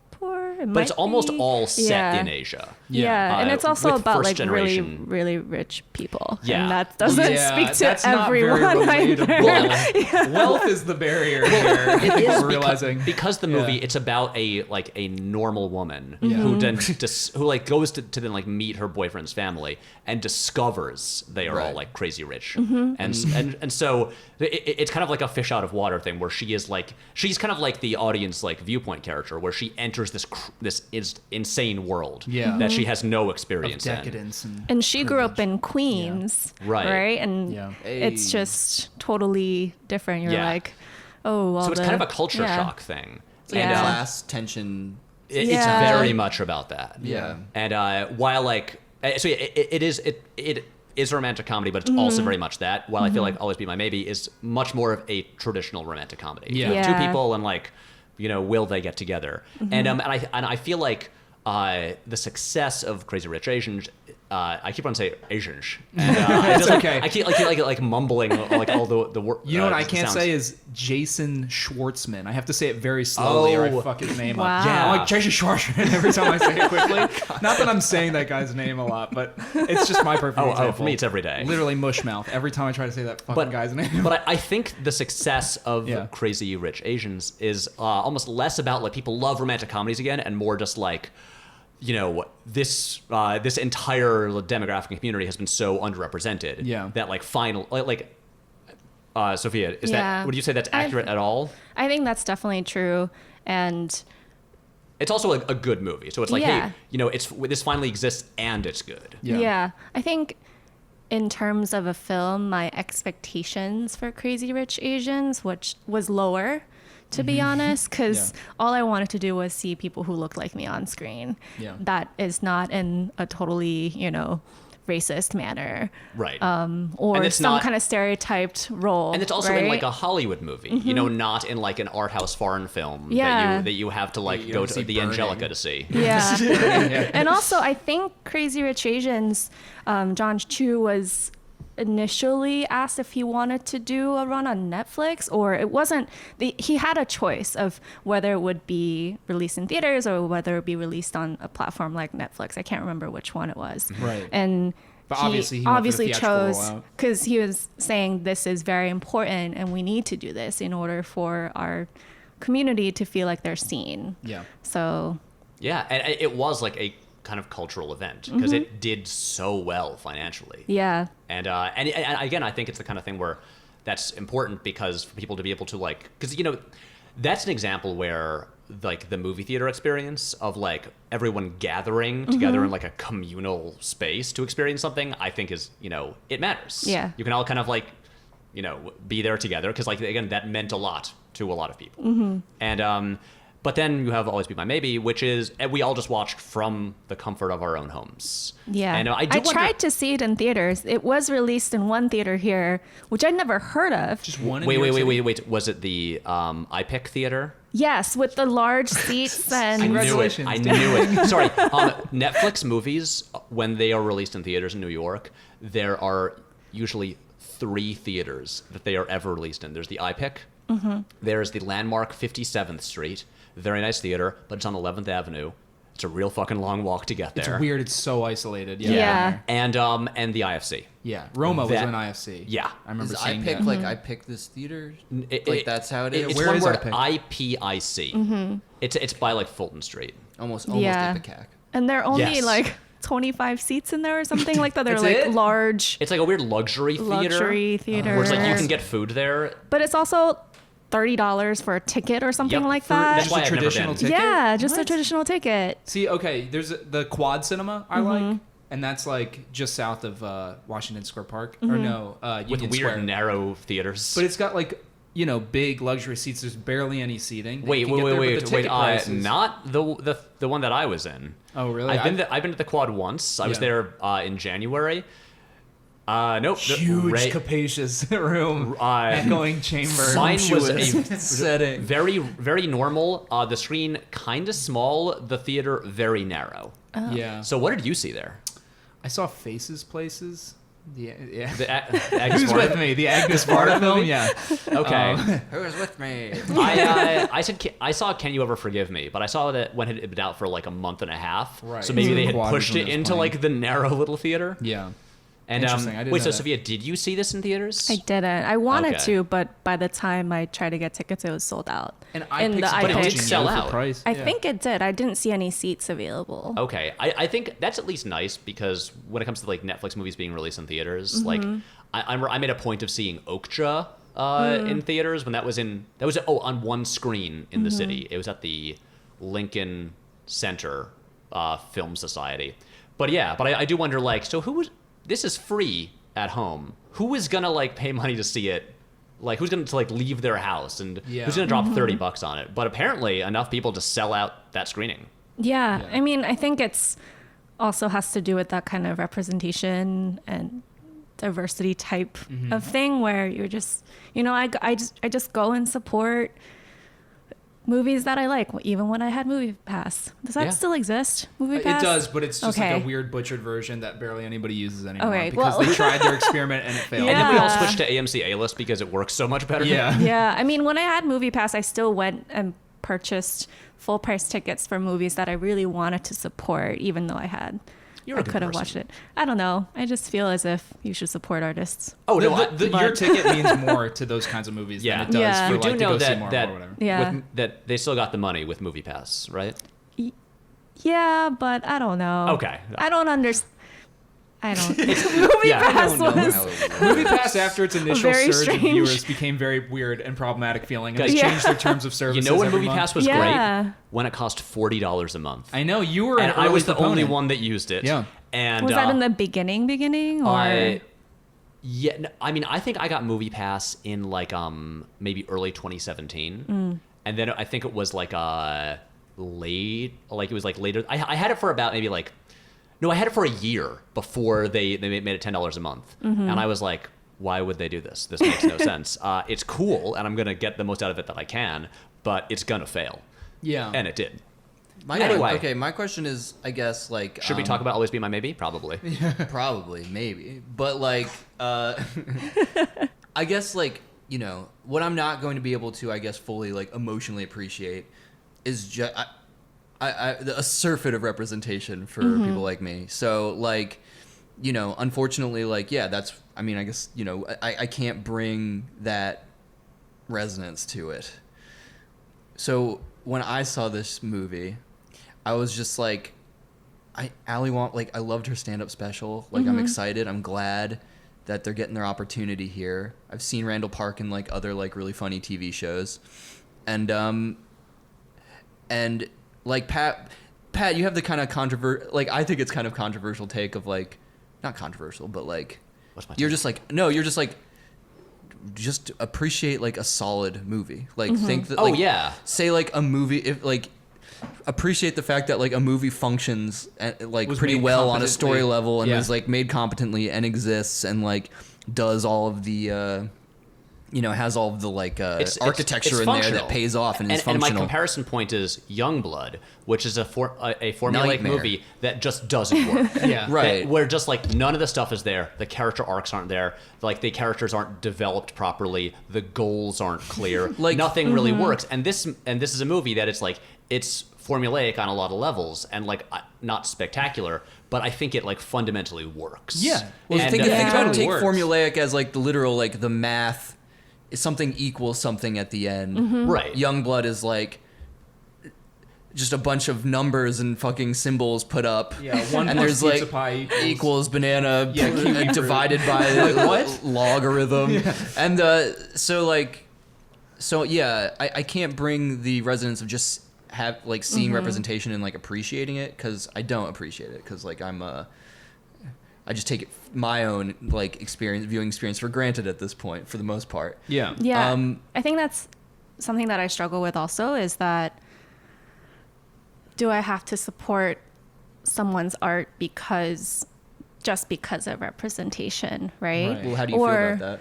I feel very conflicted about it because I want more opportunities, and I don't want people making bad art, Right, you know, yeah. right? But at the same time, there just hasn't been enough in Yeah. order for us to even judge whether it is something that is good art or bad art. I mean, judging art in any form kind of makes me a little uncomfortable, but that's kind of where I am right now, is that, maybe as a film or whatever artwork, this isn't the best artwork, but it's also putting more voices out there Right. overall, and I'm comfortable with that for now. Yeah, And- but it's an abstract appreciation that doesn't have anything to do with the content of the movie itself per se, right? Yeah. It has a little to do A with little it, bit, but like well, yeah, you know what I mean. It's something though. but it's important not like driven that. by it, but you know. Yeah. And I think in terms of that, I think that's an interesting thing that I think about in terms of Keanu Reeves, is that because he passes as white, he's had the opportunity to be in so many different types of film and works and overall throughout his history that, you know, for me, I can say like, oh, this is great, or this is not top Keanu or whatever, because he's had that. So that's kind of the framework that I think about.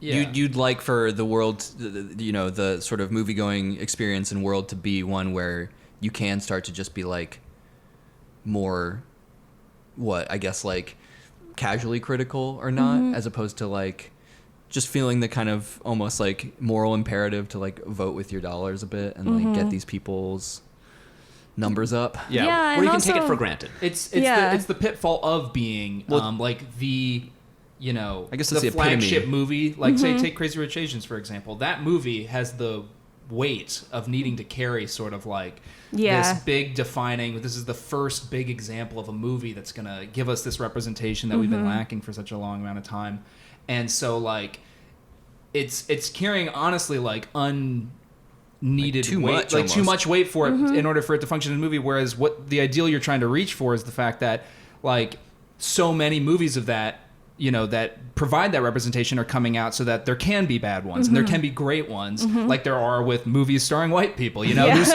there's so many movies that come out every year starring white people that suck shit. Yeah, And and, when they're, people and see they're them and given don't care about additional opportunities, though. If you think about Right. it, they have permission to fail Yeah, over exactly. and over again until they hit something big. Yeah. Yet you don't have that, so that's kind of where my mixed So it's like feelings about that were you like are. thank God Crazy Rich Asians is I did it again.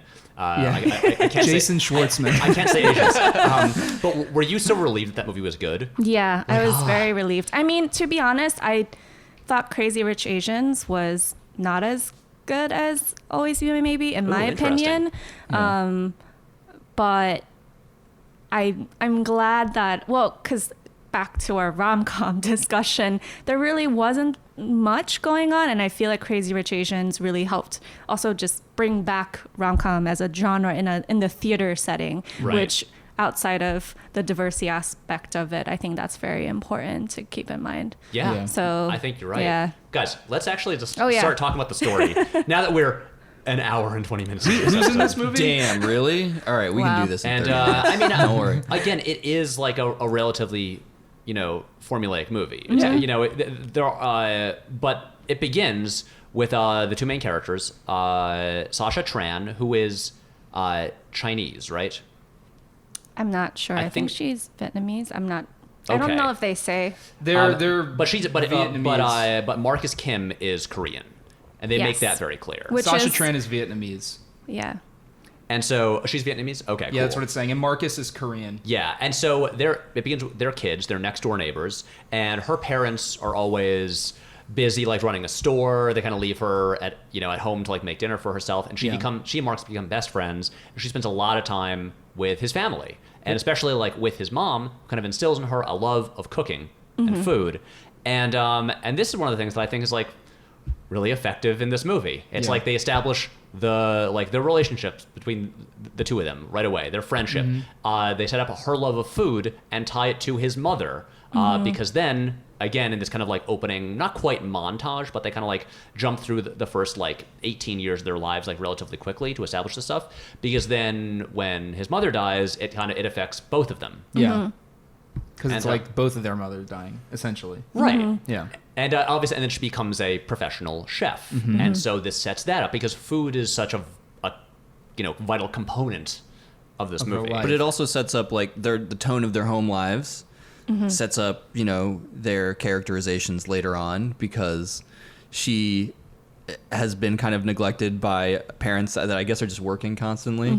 So she's like a real like self-starter and like a go-getter, and he is Very comfortable at home. a very comfy person who uses the excuse of his mother's death to like stay at home and like take care of his dad, and Even though his dad doesn't really need Yeah. as much of the His dad's attention doing he's great. lavishing on him. Yeah. his dad's honestly crushing it. One thing just like that I He meets forgot like a about- hot cop or something in the movie, doesn't he? What is He it? meets like a party impressionist. Yeah. Guys, she's the- Diana Ross. Diana Ross Yeah. Sorry, I don't know why I And thought cop. one of the things that I hot cop would be a very different thing. I was thinking of something else, I guess.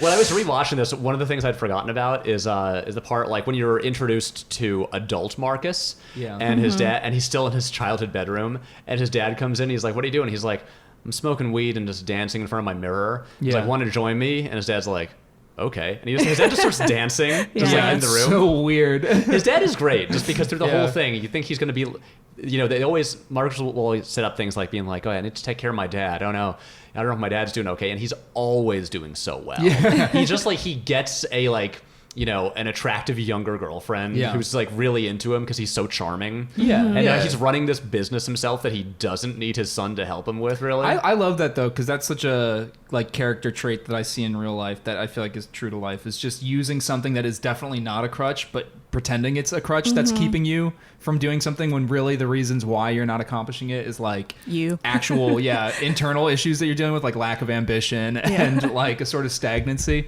Because I see that a lot too. Oh yeah, Yeah. classic. Classic. Self-sabotage. Who Yeah. doesn't love it? I love a good self-sabotage. Yeah.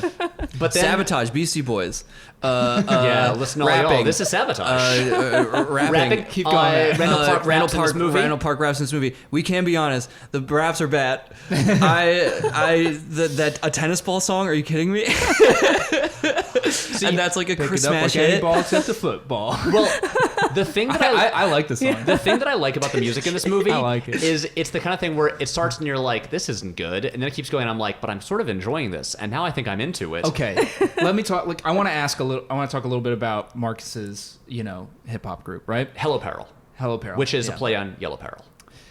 That is a genre of like low key hip hop where the rapping comes out and it's more like you're just talking at like a low cadence, like very, da da da da da da da. Does I anybody know. know what I'm talking Guys, about? we should start doing That's this. its own genre of music. I know we you start don't a band? like it, but like What do you mean it's its own genre? What is- It's just like rap from the 70s. it's a particular kind of style. It's not rap from the 70s. Really though. like it's like a much more peas and 90s carrots thing. rap. It's a Yeah. very West Coast kind of Yeah, it's thing. like It a is West Coast West 90s Coast, thing. yeah. It's not a 70s Yeah. thing. It's not Oh. Sugar Hill Gang or whatever. We're out of our depth yet again. Yeah. yeah. Yeah, I guess. I wasn't talking about Sugar Hill Gang. I don't know any other groups in that era. Well, Randall Park was in a hip hop group when he was Right. younger, which I think is interesting Thank God too. we have you on this episode. We don't know anything. Was he really? No, Can Yeah, you listen to his briefly. stuff? I think it was briefly. I'm not sure if you can, but Yeah. I mean that's probably why he also wrote the songs. himself as that in the Yeah. song.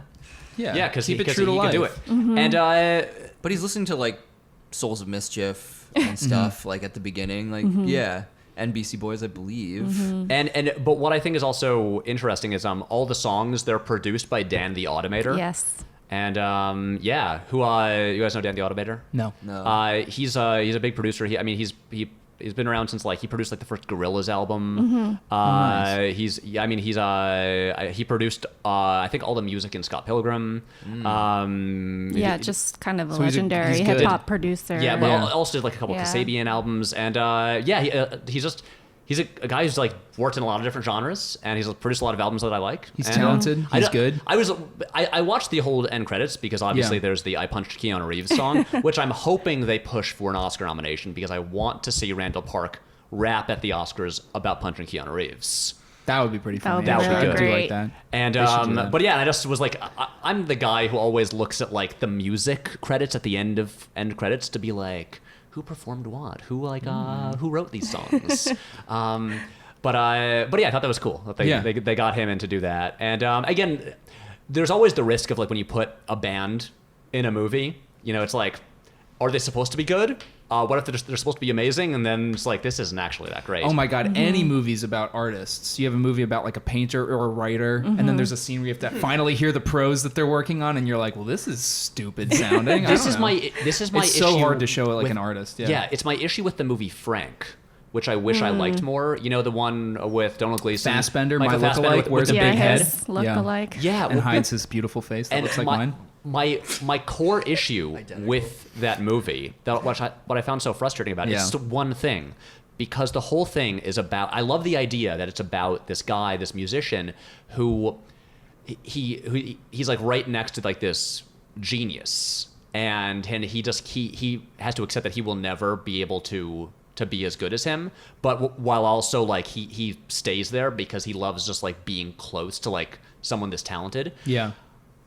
At no point in the movie did any of Frank's music convince me that this guy is a musical genius. Yeah. It's none of it I thought was very good. Yeah. And Yeah. That's the risk you run. There has to be a moment early on where there's he makes something that's great, something that I can be there in the audience being okay, I'm genuinely impressed. I get it. I understand why this person is gonna quit his job and commit to this thing. Yeah, this visionary, this just- musical visionary. I just didn't get it. But with this, it's funny because you kind of I expected them to be terrible when they began.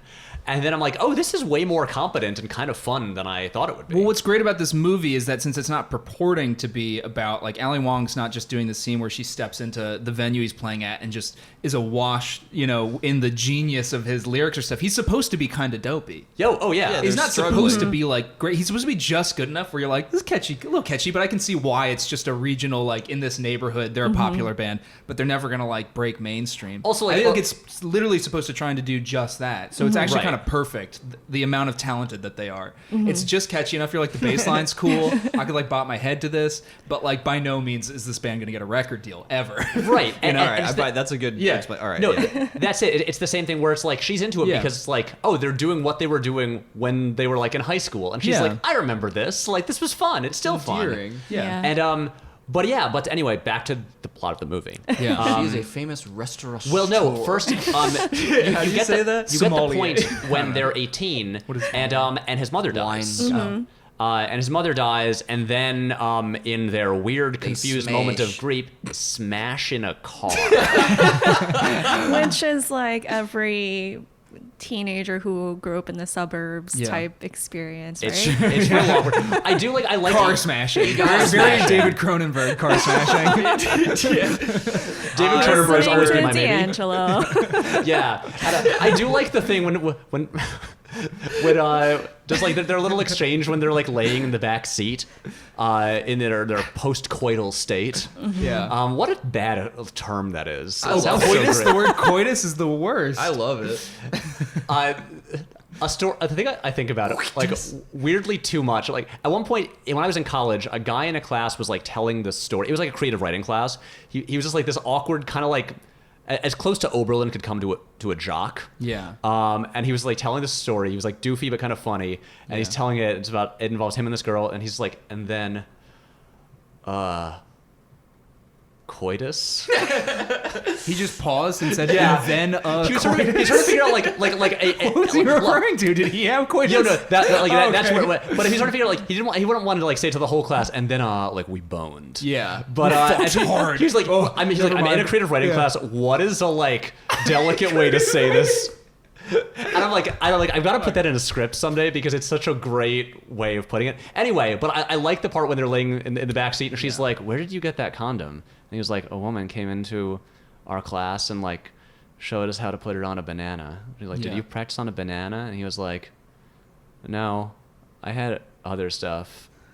That's a funny line. And then Just leave it to your imagination. and then they go to a I know Burger stuff. King and get in a fight, and then Yeah. they don't see each other again for like 16 years. Yeah. Well, the fight is about, his recently dead mother. And right? then he's like doesn't want to go to college. and Exactly, has no yeah. ambition. Okay, here is one of my issues with movies about romantic relationships, especially stuff like this. This is a problem I had with the movie La La Land too. Okay. When couples get in arguments, Also, I feel remember like- Jake, the one married man. yeah, Here. yeah. They're not a couple though. Well, that's true. They're not a couple, and they're being played by older actors. So I had a hard time remembering that they're supposed to be like, I don't know, like 18 or 18. something. And And to I'm be like, fair, they're not 18. These are like full. they grown looked adults better, good, but they're with not like 18. bad wigs on. I think they looked better than most like, I don't know, late 30s actors would look as 18-year-olds. Yeah, no, it They look wasn't better like, than I would look as an 18-year-old. They're both attractive people, and it's not entirely unbelievable that they could play younger than their actual age. But I don't know. I just always find like I was seeing two adults arguing. yeah, I was seeing two adults arguing in a Burger King. She with had braces bad on. wigs Yeah, That's true. hey, adult braces is a thing. But I don't know. I just whenever I see these arguments, I guess I just maybe I'm biased as being the one married person in the group. But Have you never argued? I've never argued, so I don't understand why people do it.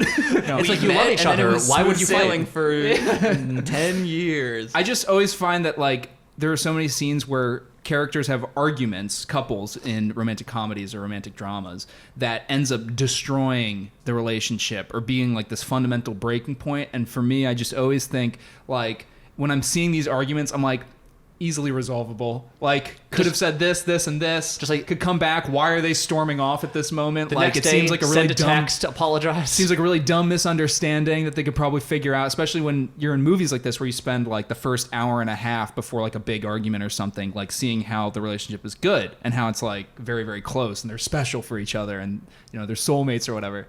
So I have a hard time getting into like these big arguments, like even here where they're supposed to be younger, a little bit more immature, but they're such good friends. And so I already didn't have, and the argument that they happen to have in that Burger King, I didn't find like believable as something that would separate them for like 16 years after that.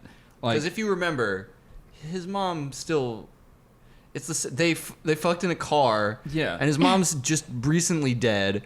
That's a weird thing to do to like alleviate the pain, you know what I Yeah. mean? And also complicate their friendship.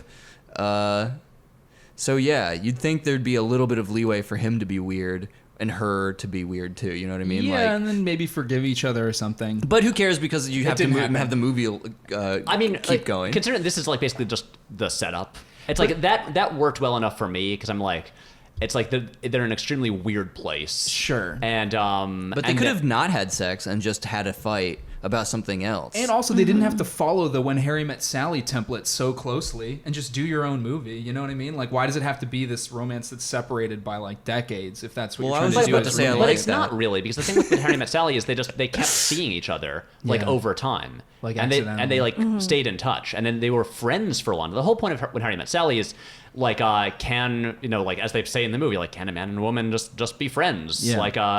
Like They're already friends in Right, in, like you know, this- childhood the- friends. It's well, And different. the answer is no now, according to two movies. But the thing with this is like they're friends, but they've already slept together. Yeah. So it's not like will they get together? It's like well, this has already happened. Fair point. But I'm then an they end up idiot. at Subversion. Okay, here is why I think the movie works. Okay. Especially like watching it again, because I think it does what like the best romantic comedies do. Yeah. Which is each person provide each person is like missing something in their life, or like they have a problem like with who they are, and the other person like helps them like resolve that. So Right. they kind of they do to use the Jerry Maguire terminology, they complete each other. But like They had each other at hellos. but yeah, because her thing is she's so ambitious that Yeah. she like doesn't even like basically have a home. Yeah. She just keeps going, and like anyone she dates is basically a person who is just represents like ambition and success and Who is fame. who is that? Who is that actor? That Daniel played- Day Kim. Oh my Daniel god! Day What a Kim. what a sculpted. He's like Woo. insane. He was on looking. Lost. Yeah. I know. Cheekbones that go for miles. Cheekbones I could ski off of. Yeah, but again, he's a guy. He's like her manager. Right, and, essentially. it's like it's this thing, and she is so detached from the idea of home, and he's too attached to the idea of home. He doesn't even want to like try to play it, like have his band play it at like a venue that's like across town. Yeah, he has zero ambition, and then they end up like he helps her reconnect with the with like the idea of family and having some sort of like like center. Yeah. And she helps him realize that like, oh, maybe you should try a little bit and like want more for yourself. Yeah, exactly. And believe that you can do more than you're doing. Yeah, have faith in your own And capabilities. and so Beautiful. and it's like It's so beautiful. It's a beautiful message. and I'm just It like is. it's like and it works. It's like Unironically. and I'm just like I'm looking at this. I'm like, yeah, they're like in general. I wish like it was directed with more flair. Yeah.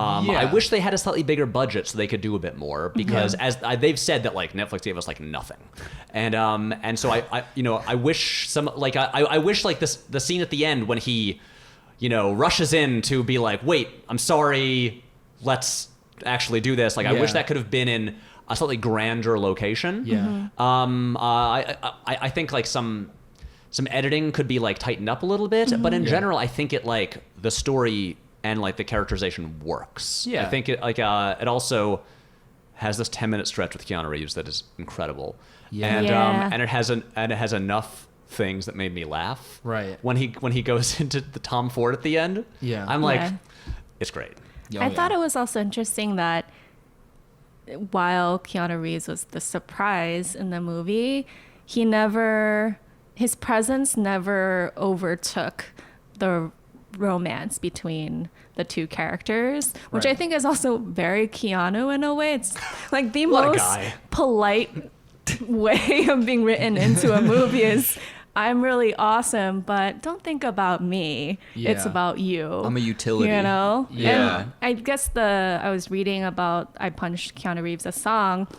Apparently, well, obviously, Randall sent him the lyrics, Keanu the lyrics to make sure it was okay and gave him the idea. And apparently Keanu, his one feedback was, oh, this is great. Maybe you should talk more about your relationship with, like, don't put the attention on me. It's about how you won the girl. Keanu. Yeah. That also warmed me That up. goddamn sweetie. Yeah. Yeah. Okay, wait, sorry. I was jumping ahead and just being like, I'm just going to cram in all my thoughts about So, the movie. But, jump ahead, right, but the chunk what- of time. I She's think a famous chef. She's now a famous chef. Yeah. She's But dating it's Daniel Day hot. Kim and his Daniel Day cheekbones. And she's dating his cheekbones. She's dating his cheekbones. Yeah. as a Chiseled secondary face. relationship. But she's not happy because they're not in love. They're just two hot people that are together She's for not balanced mutual yet. financial Yeah. gain. She's not Well, balanced. she thinks she's in love, but she's not. but she's Yeah. not. And because they're planning their wedding. Yeah. And then he, in a very charming, diplomatic way, is like, hey, let's put her on hold. I'm going to go to India for a year. And have Yeah. sex with Padma Lakshmi. Yeah. I would like to have an open relationship for this chunk of time, please. Thank you. Before we get Yeah. married. Yeah, Oh, to, yeah. to reconfirm the vows we're about to take. It's yeah. called the cool down period. You know what I mean? Just right before the wedding, just sow a couple more oats. You know what I'm saying? Right, Jake? Yeah, sowing oats. I love that expression. Yeah, you went to India for a year before your wedding, right? Oh yeah, Yeah. and it was Smash City. Eat, out pray, there. fuck. Yeah. Oh boy. Is that the porn party? I'm sorry. But it was Matt, this is why you're on the podcast. oats. Oats were sowed. Is all I can dear. say. But So so where comes were back. we? Well, she's going away. Or She her needs to husband's open So going a she away. restaurant. goes to San Francisco. A restaurant in San Francisco, and again, she has no home. She Yeah. just rents homes for like 2 months at a time. Yeah. Huge mansion for A very nice house. Real nice. And then her friend, Yeah. her best friend, who's like her assistant, also, or like her what is her job? What do you I say? don't know. Her name is Veronica. Played by Amanuensis. She's played just by a gopher, Michelle it feels Buteau. like she's kind of like there to sort of help her out Partner. and float by and see if Yeah. she needs anything, right? I mean, like, I feel like that's all her character Interject did. a Yeah. joke. Right. Yeah. I mean, she's the best friend. But It's a I do romantic like comedy. her character a lot. That's true. Right. She's pregnant the whole time, and I guess that's kind of like part of the joke. I don't know. Yeah. She's pregnant the whole Yeah. time. That Ali Wong doesn't give her any particular, Yeah, you she's know. gay. Yeah. And we meet her wife very briefly. Yeah. Like like after the baby has been born. But yeah, and she decides to hire Mr. Kim to install the air conditioning, not knowing that Marcus, that deadbeat, Oh. Yeah. is still around and still working with his dad. Yep. So they meet again for like the first time in a long time. They have an awkward conversation. But how do they get from there back to like reestablishing Because their dating again, and stuff? I watched the movie again, Yeah. like Very, very recently. Yeah. literally mostly this morning, Minutes ago. So Hundreds of minutes remember, ago. after they, Mr. Kim and Marcus first arrive to, to like check it out and like I guess do a consultation. Yeah. Then Mr. Kim is like, Marcus's band is playing. You should come. I'll get you a flyer. Come to the show. Get this boy out of my house. Yeah. And Which then, is a very, I definitely could relate to that experience with Okay, like actually- parents being like, okay, now we're gonna get you married and out of here. Oh no. Oh, fun. actually, I mean, Are you married yet? No. Thank God, no, not right now. Sophia, can you just like tell us, especially about because you're from a Korean family and Marcus is a Korean family. Just Yeah. like how does this movie do with the just like Yeah. portraying a Korean American family? Yeah. So I think it does a great job of it, not necessarily because it's like my own experience, but the fact that it adds to the stereotyped experience of Korean/Korean American moms and dads who can be kind of strict and who have to have things a certain way. But I think it provided another experience that I know a lot of my friends around me said, oh, yeah, I definitely have experienced that. Especially, I think in the Bay Area, that's also a different, Right. experience overall, no matter who you are. I think it's just coast.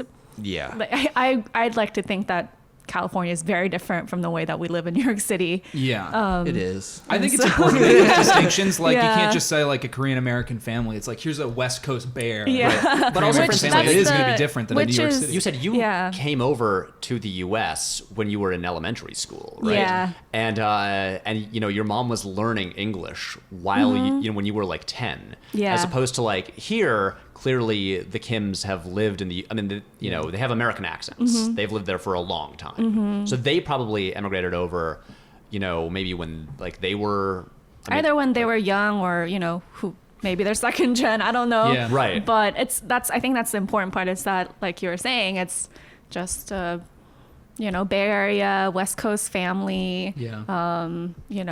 somehow okay with their kids smoking weed and, I mean, it's San Francisco. Yeah. It's not the cliched, super Yeah. strict parental upbringing that maybe a lot of people might yeah, have which had is in minds. very Yeah. liberating in a sense because my mom, I mean, she's a very interesting lady. She lives in Korea now, and she's very open. What a loaded statement that is. I don't know if you want to unpack it. Interesting lady. Do you think we could get her on the podcast? Yeah. I'm If she sure ever she visits. would really love to be on a we can just go podcast. dish. My mom, Really? I taught her how to do Instagram stories. I'm sorry, Mom, if you listen to this.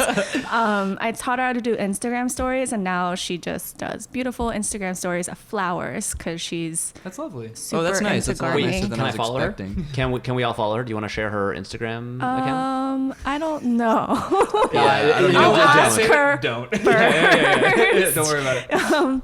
But Yeah, the Pandora's box of social media, though. Yeah. yeah, I mean, that's a whole other conversation, right? But I mean, I literally just yeah. recently like revealed my dad's first name in a video and like ran that by him, so I'm not gonna be like, share your mom's social media, so So we she can. just learned how to use and like won't how to like do safely or well or Yeah. whatever. Yeah, like, well, what- I did teach her some privacy Oh, setting good, situation lessons, and I think that helped. Nice. But But Yeah, anyway. what I'm curious about is because you have so much more about this than we do. Were there any like aspects of like how they portrayed Asian American culture, or just aspects of like family life that like that like the rest of us probably like just didn't even catch or like or didn't notice that you thought were like, oh, like they got that in there, like, oh yeah, I've seen that Yeah. before. I'm assuming there's humor that I wasn't reacting to. I will say, well, one little thing is, I mean, I like the way the movie uses food in general as this like device that just like connects so many people. Yeah. But the part when they return to that Chinese restaurant, Yeah. that they have their little like dinner there, and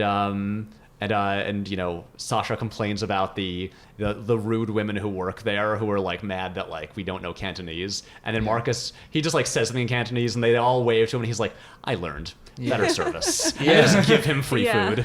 And then they will not let her have any of it, and they like push it away on the table just to him. She reaches for like something. And No, just for Yeah. our sweet boy. Yeah. Again, like I don't know if that like how if that is an aspect of this culture at all. I was just like, this is funny, and I like this little touch. Yeah, I think that scene definitely has to do with the cultural aspects of it. Just like, he learned our language, so he gets preferential treatment. preferential suddenly, yeah. treatment. And also, I think one thing that was really great that resonated with me was her using kitchen scissors. I don't know if y'all use kitchen scissors. To like cut like meat. greens Yeah. and stuff. Like we do not greens own and- a pair. We don't own kitchen Yeah. scissors. No, but when I need scissors, I just use my regular scissors So- in the kitchen. we have dirty kitchen ones. scissors, and that's like a staple kitchen item Yeah. that we all have. And mine is blue and has flowers on it. Cool. It's great. Nice. And so You want, if you can send us a photo of it, we'll share it on our Of your kitchen scissors. Yeah. just my kitchen you. we'll scissors. share it on the podcast Instagram. Yeah. Okay. We'll put it Yeah. on our Instagram story. Yeah, I mean, They use I it think in everyone Terrace should House? have it,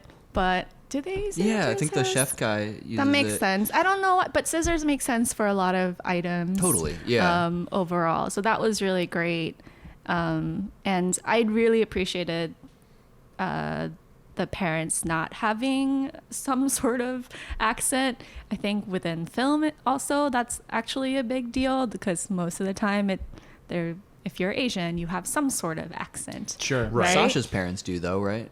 Yeah, and I think that's also, those are the layers that they want to build in, is Right. that they are more hardline traditional in a way. They do not like tipping.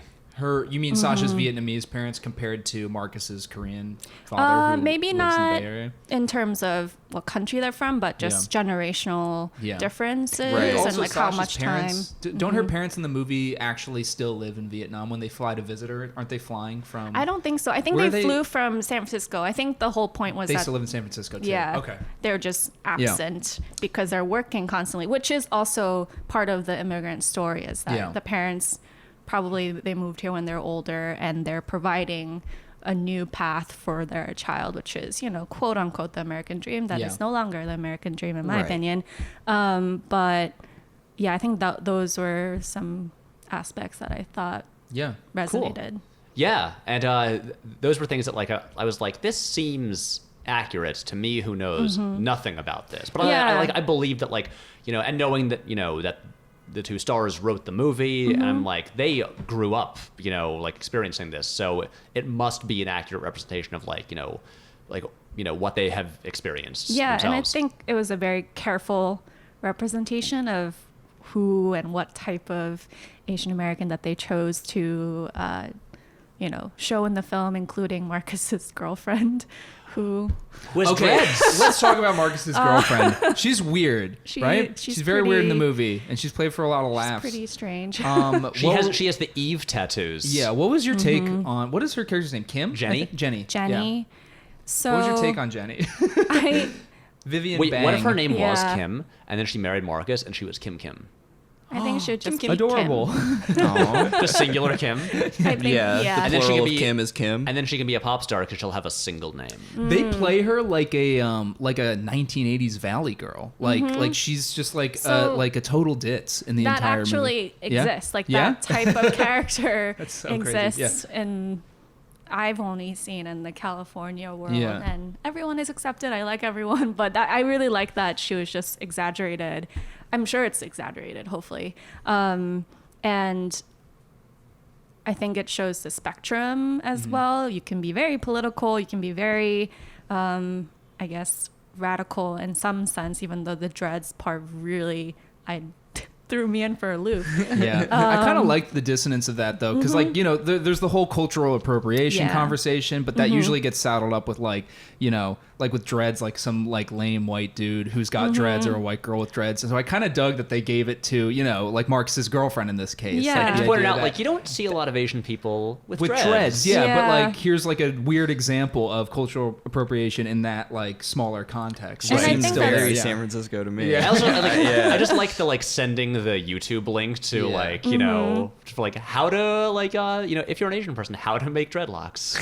Yeah. It's like, actually, can I point out in Don't that little shower, that's scene what I heard. when they're just That's how you make like dreads. on like they're just messaging on like iMessenger. Yeah. One of my favorite little touches in that scene is you see the message, but then to the side of Mark's laptop screen, he has just Googled what color are tennis balls. that is maybe my favorite gag did in the not movie. notice that. Yeah, it's just because it's come after their merch guy has been like, hey, I made Hello Peril tennis balls like to sell like at the merch stand. I just like how Marcus just Googled what color are tennis balls. Wow. My favorite throwaway Doesn't- line Never played tennis. is when he's arguing with his band, and I forget who's the main. He's like an Indian guy. He's like he's like the actor is Karan Soni. Okay. Who's in his career kind of like blew up because he's in the Deadpool movies. Oh, yeah. But yeah, he's the cab driver. yeah. But then he was also in Detective Pikachu. In like the opening scene, he's the guy helping. He's Justice Smith's friend who's trying to help him catch a Cubone. Yeah, I'm just trying to get my man a Cubone. You know what I'm saying? Trying to get a Pidgey up in here. Okay, sorry, hold on. Yeah, right. So they're having this argument, and his throwaway line is just like, "You haven't been present. Like, you didn't even comment that I lost like 100 pounds."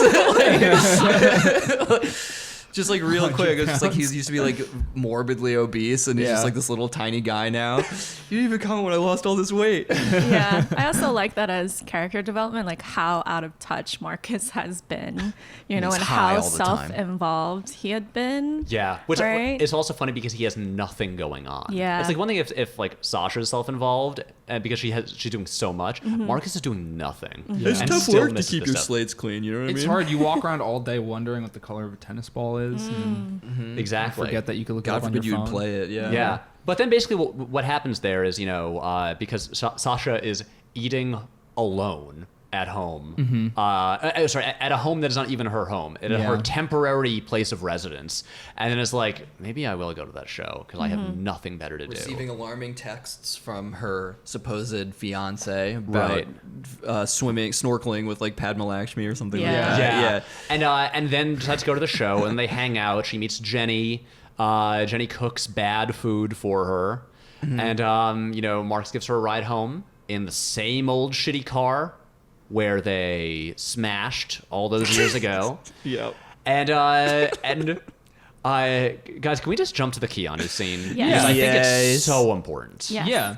Well, So basically, are we talking about when he first talks to her at the party, or when he enters where the they screen? surely use a body double because all you see is the back of his head out of focus, and then he just recorded a line. yeah. Let's lump the two. Doesn't he Sasha. say, "Are you responsible for this?" Yeah. So they Because meet- she's at a rap party. Yeah, she's that's catering right. a That's rap right. party for like a film. So they meet, and then this is right when Marcus is starting to realize that his emotions for Sasha that he had for a long time are starting to bubble back up. He feels something, and he feels like it might be love. And so he talks to his dad for a little bit. Should I tell her how I feel? The dad don't know, Dad. recommends that you should just go for it because that's what life's all about. Which also, Yeah. have y'all ever been to a spa, like a Korean spa, and gotten what they were doing? What were Did you they doing? understand what was happening in that No, scene? what were they They doing? were Remind me? exfoliating? What were they doing? Yeah, so With what? He had a lot of dead skin on his face. yeah, it's like it's something that you do in Korean spas where you just sit in a pool and then you're kind of taken somewhere, and then these ladies Taken somewhere. not sounds really dangerous, I'm like, ominous. yeah. But They put a black bag just- over your head. But you just go and I don't know. They just take off all the dead skin from So you're asking if Your- I've ever been exfoliated in like a spa? very intense Yeah. way. Guys, I guys, highly recommend it. Is it boys, good? Yeah. I have an idea. A spa trip. We spa trip, but we bring microphones and record an episode on the spa trip. Oh. We To give you a frame of reference, Yes. Conan O'Brien, is that his name? That's his name. Comedian? Yes. He Who, did like a us, thing is The very- comedian? Yeah, he did a Not the thing late night with- show host. Not the comedian. I just think it's funny that you called him a but comedian. Conan before. O'Brien, like Yeah, us, very pale and Irish with bad skin. He Ooh, went so to we could get something from this. he Yeah. went to a spa with Stephen Yun and did the whole thing and did the whole exfoliating of the skin. So I've got to watch this. it is a thing that you could do. I'm all up for that Now that extreme it- spa well, experience. Now that it's hack, I'm not gonna do it. Dude, I I- want to be original. Yeah, now that's I on don't wanna- Conan. No, yeah. it's been done on TV. It has not been Not done on on a podcast podcast yet. We'll give Yeah. the audio experience. I just want a high fidelity microphone right up to my back so you can just hear the skin. Yeah, I don't think people want to hear me like try to talk about Keanu Reeves while I'm also lightly moaning. No, because guys, I it won't be a regular episode. It'll just be an episode where we'll just like talk about the experience. It'll be like a bonus thing. You know where I really want to go? My friend went to, there's a Russian bathhouse in New York yeah. City you can go to in Brooklyn, and the way that they like, you know, pamper with huge quotation marks, the way they pamper you there is like they literally just like whip your naked ass with reeds and stuff. Or something like, it's like a massage, you know, but it's like an extreme massage. Okay, and guys. part of it feels like it is torture. I got it. Okay. He said it was fun, Okay, though. we're scrapping the Keanu Reeves podcast right now. We're pivoting just to weird spa and bath experiences where we go and record live from there. That Oh, sounds God. lewd. Yeah, it sounds. Anyone want to do suicide suspensions with me at some point? What's that? No, Matt, you fucking lunatic. What? No. So they put hooks in your back and then suspend you. Oh It's like Ichi the Killer. Yeah. Did you ever see The Cell? Yep, that's what I'm thinking. Yeah, Vincent D'Onofrio suicide suspends himself and then jacks off. It's so. And if I'm being honest, that is where I first learned about it. The What an Cell. insane movie. The Sophia, aren't you so glad you came on this vehicle. episode? Jennifer Lopez, Vince Vaughn, and Vincent D'Onofrio. I could imagine it while listening to the podcast, what was happening in real life. This Yeah. is kind of funny. Yeah. I'm glad that it's An funny. Observation. So let's jump ahead to the part where they're at Keanu. the Keanu's restaurant. thing. Is the restaurant called like Maximal? Yes. Yeah. Which is It's a great name funny. for the restaurant. It yeah, is. Maximal. And so then Keanu shows up because Sasha's like, "Hey, you've got to meet my new boyfriend, the one who is the coolest guy in the world, Yep. and who fucks so good." Here he is. Here he is. This also sets up a nice little, I think, like recurring, a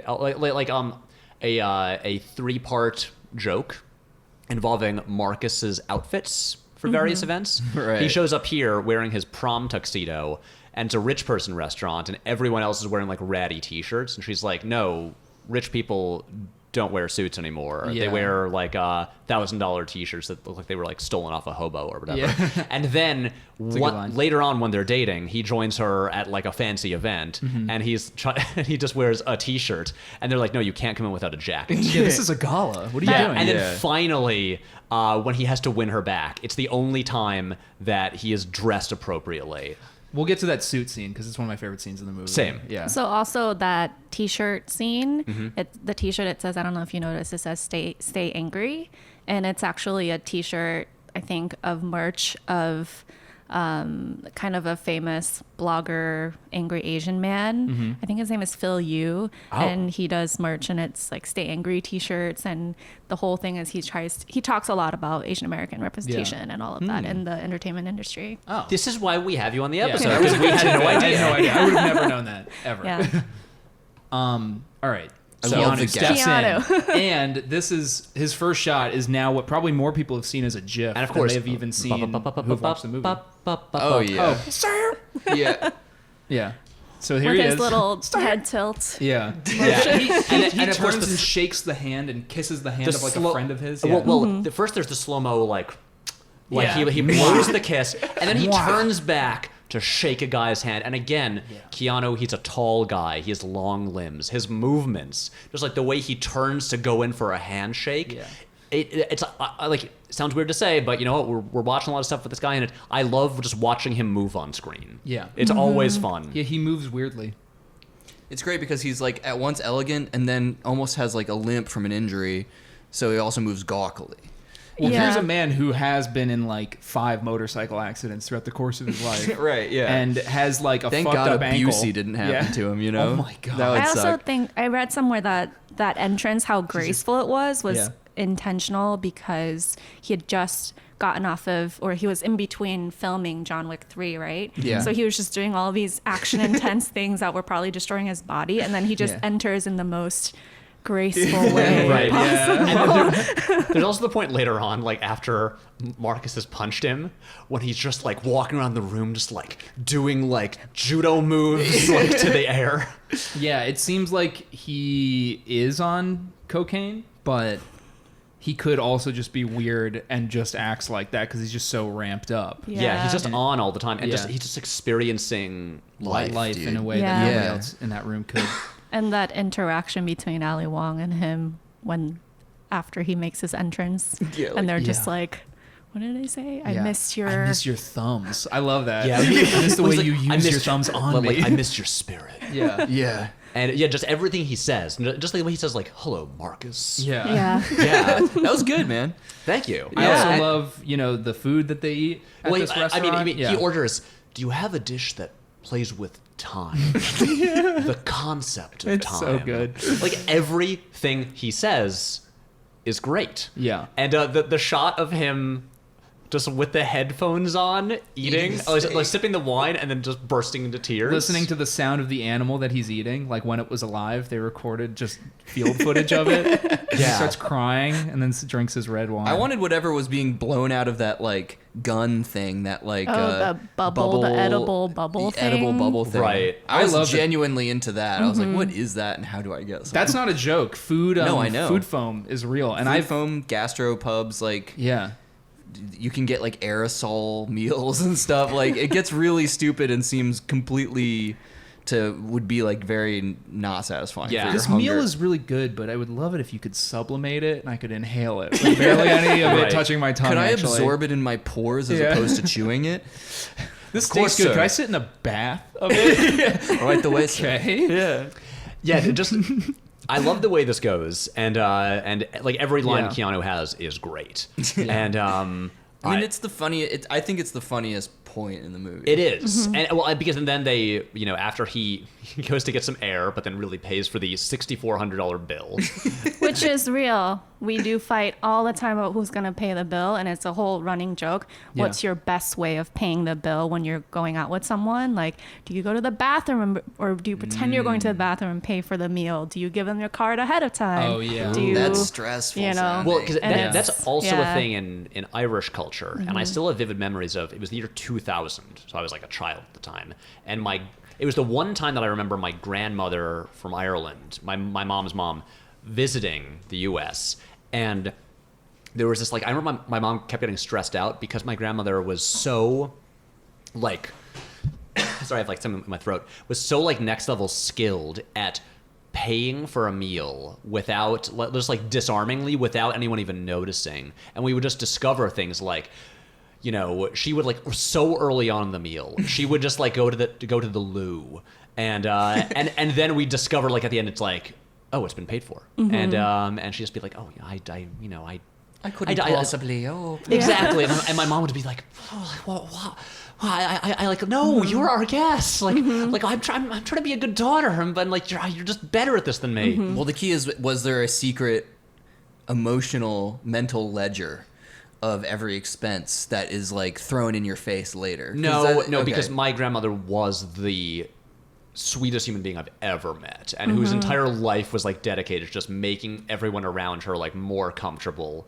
and making sure they had what they needed. I thought you were going to talk about round culture, like in drinking. Oh, good lord. Which is like that's- stressful. I've definitely Yeah. drank way more than I wanted just so that I could even out my rounds. Yeah. And like, yeah. Yeah, this is my stressful trip to Ireland last year, where every time I would turn my head, I would like look back and like I would have a brand new full pint of Guinness next to my one that I only drank like a third of so far. That shit sits in you. Yeah. And then in the span of like 3 days, it's like, oh, I've had more Guinnesses than I've had in a decade. Yeah.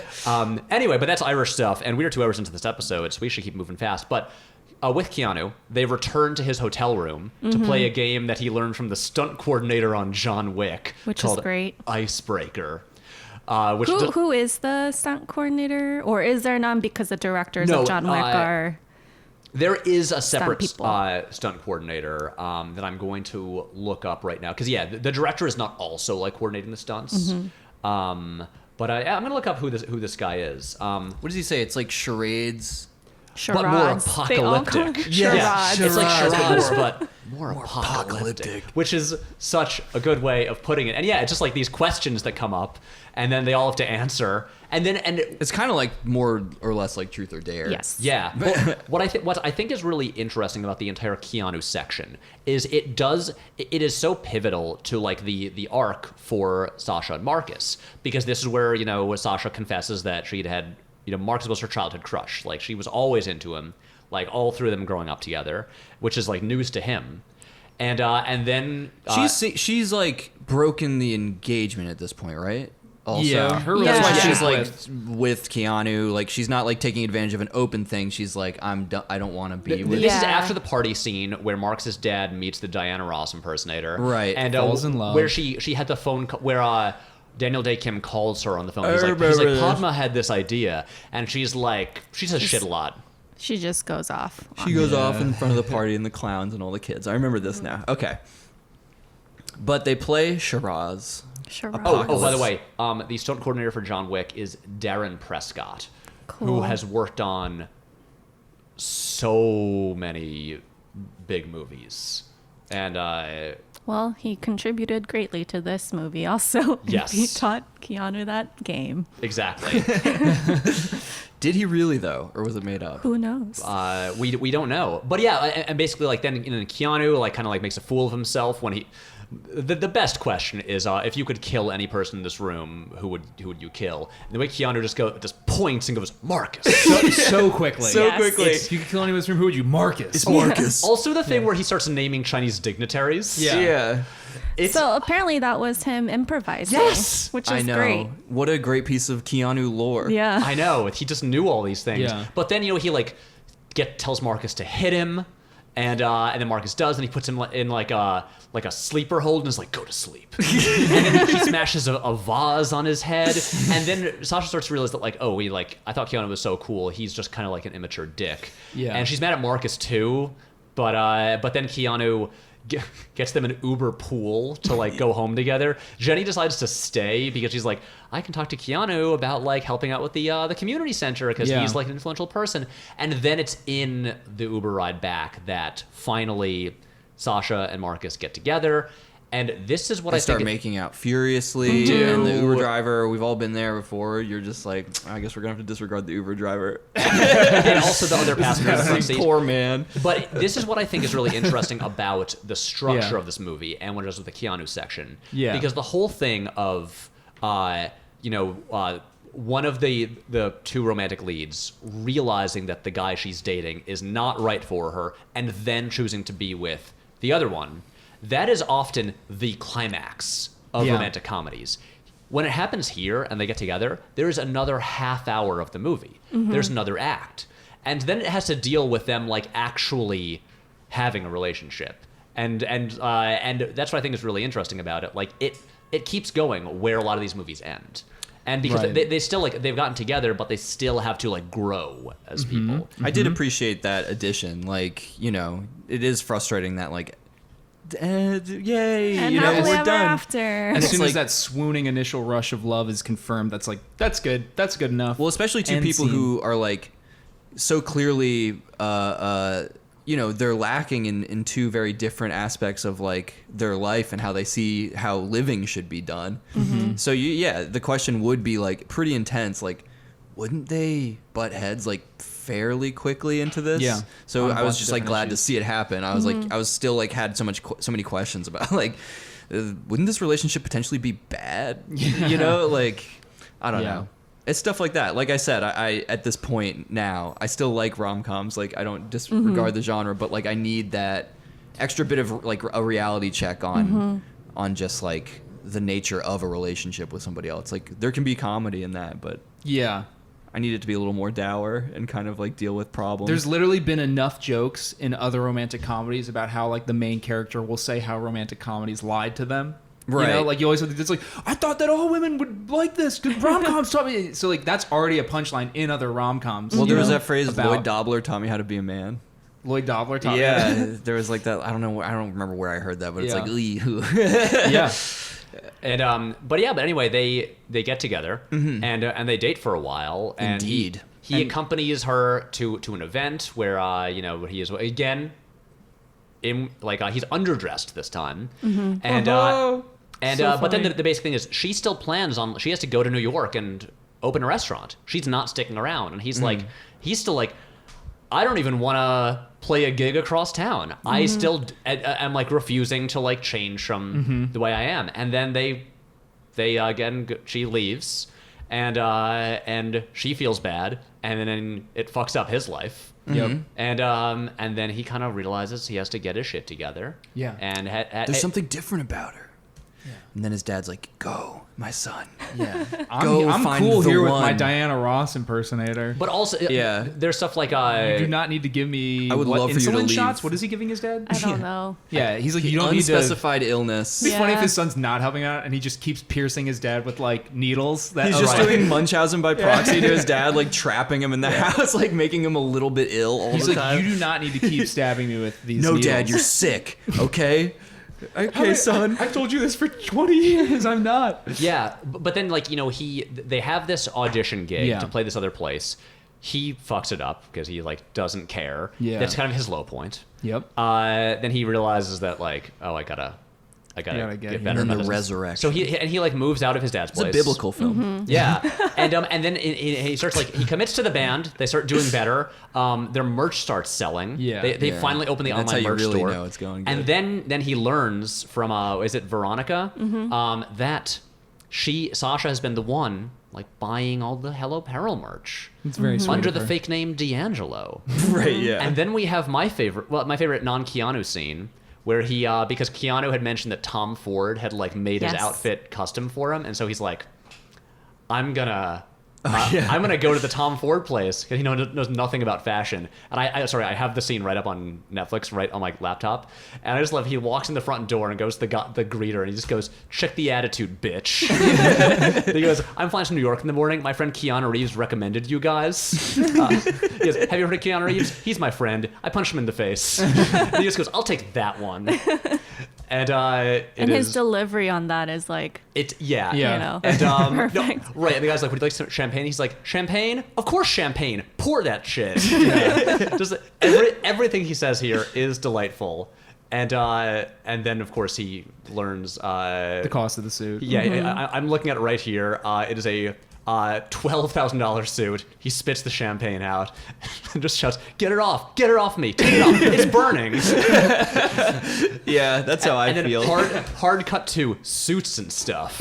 Yeah. But the important thing is he finally gets a suit that fits him, pretty good, that he can man. afford. I mean, honestly, it's a Goldilocks situation. It You is. know? Yeah. But you're right. I didn't really notice the comedic rule of threes. Sartorial based comedy. Yeah. We got food-based comedy. Yeah. We got sartorial comedy. We got it all. It's got it all. Yeah. We got gustatory comedy. Is rather than it's gut bustingly funny. Yeah. And then he goes to New York and Boom. The final big romantic gesture. denouement. Yeah. And doesn't he bring her parents? So she brings. Oh, she brings her parents. Her parents fly in Without her permission. without she her wasn't permission. expecting them. Yeah, which is an interesting scene when they show her the receipts that saying that they paid for the meal at her new restaurant in San Francisco without saying that they know her. Yeah. Because they have been so cheap. Yeah, and I think that scene honestly could have been done a little bit more delicately because I think if you don't know anything about the culture, then that can read as very strange that she just automatically forgives them for paying a meal at her restaurant. Yeah, what is like the larger context My of that kind of scene? takeaway- 'Cause I just thought it was random. I My think- takeaway, tell me if yeah. this is problematic, but my takeaway is that it seemed to me that the Vietnamese are the Jews of Asia. I think Ali see. Wong Let's puts unpack it. this. Ali Wong says it in her Baby Cobra, Oh yeah. where she jokes about Vietnamese folks and the difference between like Korean, Chinese folks, and like, all of the intricacies, and definitely there is truth to that. Yeah. I don't think it has to do with that. I think it just has to do with the idea that I think a lot of immigrant Asian American folks have had to grow up without their parents being present, and then Yeah. in kind of late life, Yeah. instead of like the idea of spending money on someone is almost the same thing as spending time with them or giving them that's like how they show It's like a love in many proxy, ways, which yeah.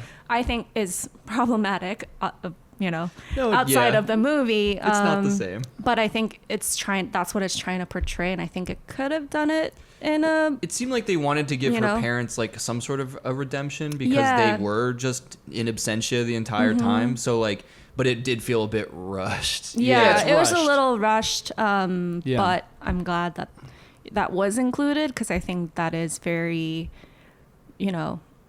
it's important to see that those interactions, obviously, and also sets the scene for, she doesn't show up alone technically to the award ceremony, right? She comes with her parents. And I think in any culture, whoever you are, the relationship that you have with your parents and, becoming friends with your parents and developing different relationship with your parents is important. And I think that's kind of what it's trying to portray. So I liked that scene for that reason. Yeah, and then it ends with them eating. Smooching. Well, no, it ends at the Each other's restaurant. lips. And because food has been such an essential part of this movie that Yeah. it's what ties everyone together. Yeah. I like the fact that Yeah. he didn't ask her to marry him. Yeah, we didn't need that. And the fact that he was willing to just carry her purse. And I also like that throughout the movie, it wasn't like a hurrah feminist movie, but it was just more casually dealing with the fact that, yeah, maybe I'm the one that's ambitious. Why don't you adjust for me? And that's Yeah. okay, you Yeah. know? Right. Yeah, It's about a relationship. It's not It's trying about to a like tout relationship, something. It's yeah. just here's two people. Yeah. Yeah, they Yeah. each have to grow. Yes. And yeah. Which again felt very much like a pointed task of like both of them as writers. Like they probably really didn't want to they wanted to just have it be a normal. Which is why it's so difficult, right? You have to Yes. like load it with all these coded meanings and things like this, and like try and be everything for all people, but also chill. Yeah. and just Yeah. like a normal rom com. Yeah. And I think that's why kind of at the end of the day, I still, as much as I liked this movie, why I still felt because it was running on these sort of rom-com check boxes, they're trying to do this whole checklist, that it did just feel, it just felt a little template-y. You know what I mean? Yeah. Right. And I mean, that's the whole reason why you know we're it's like, got to get to that point. yeah, which is why I think I'm just sort of, a little cooler on it, but I still do enjoy the movie. But Yeah. It's I mean, it's a good movie. the whole like rush to like Yeah. tell the person to like apologize or say like no, stay or whatever.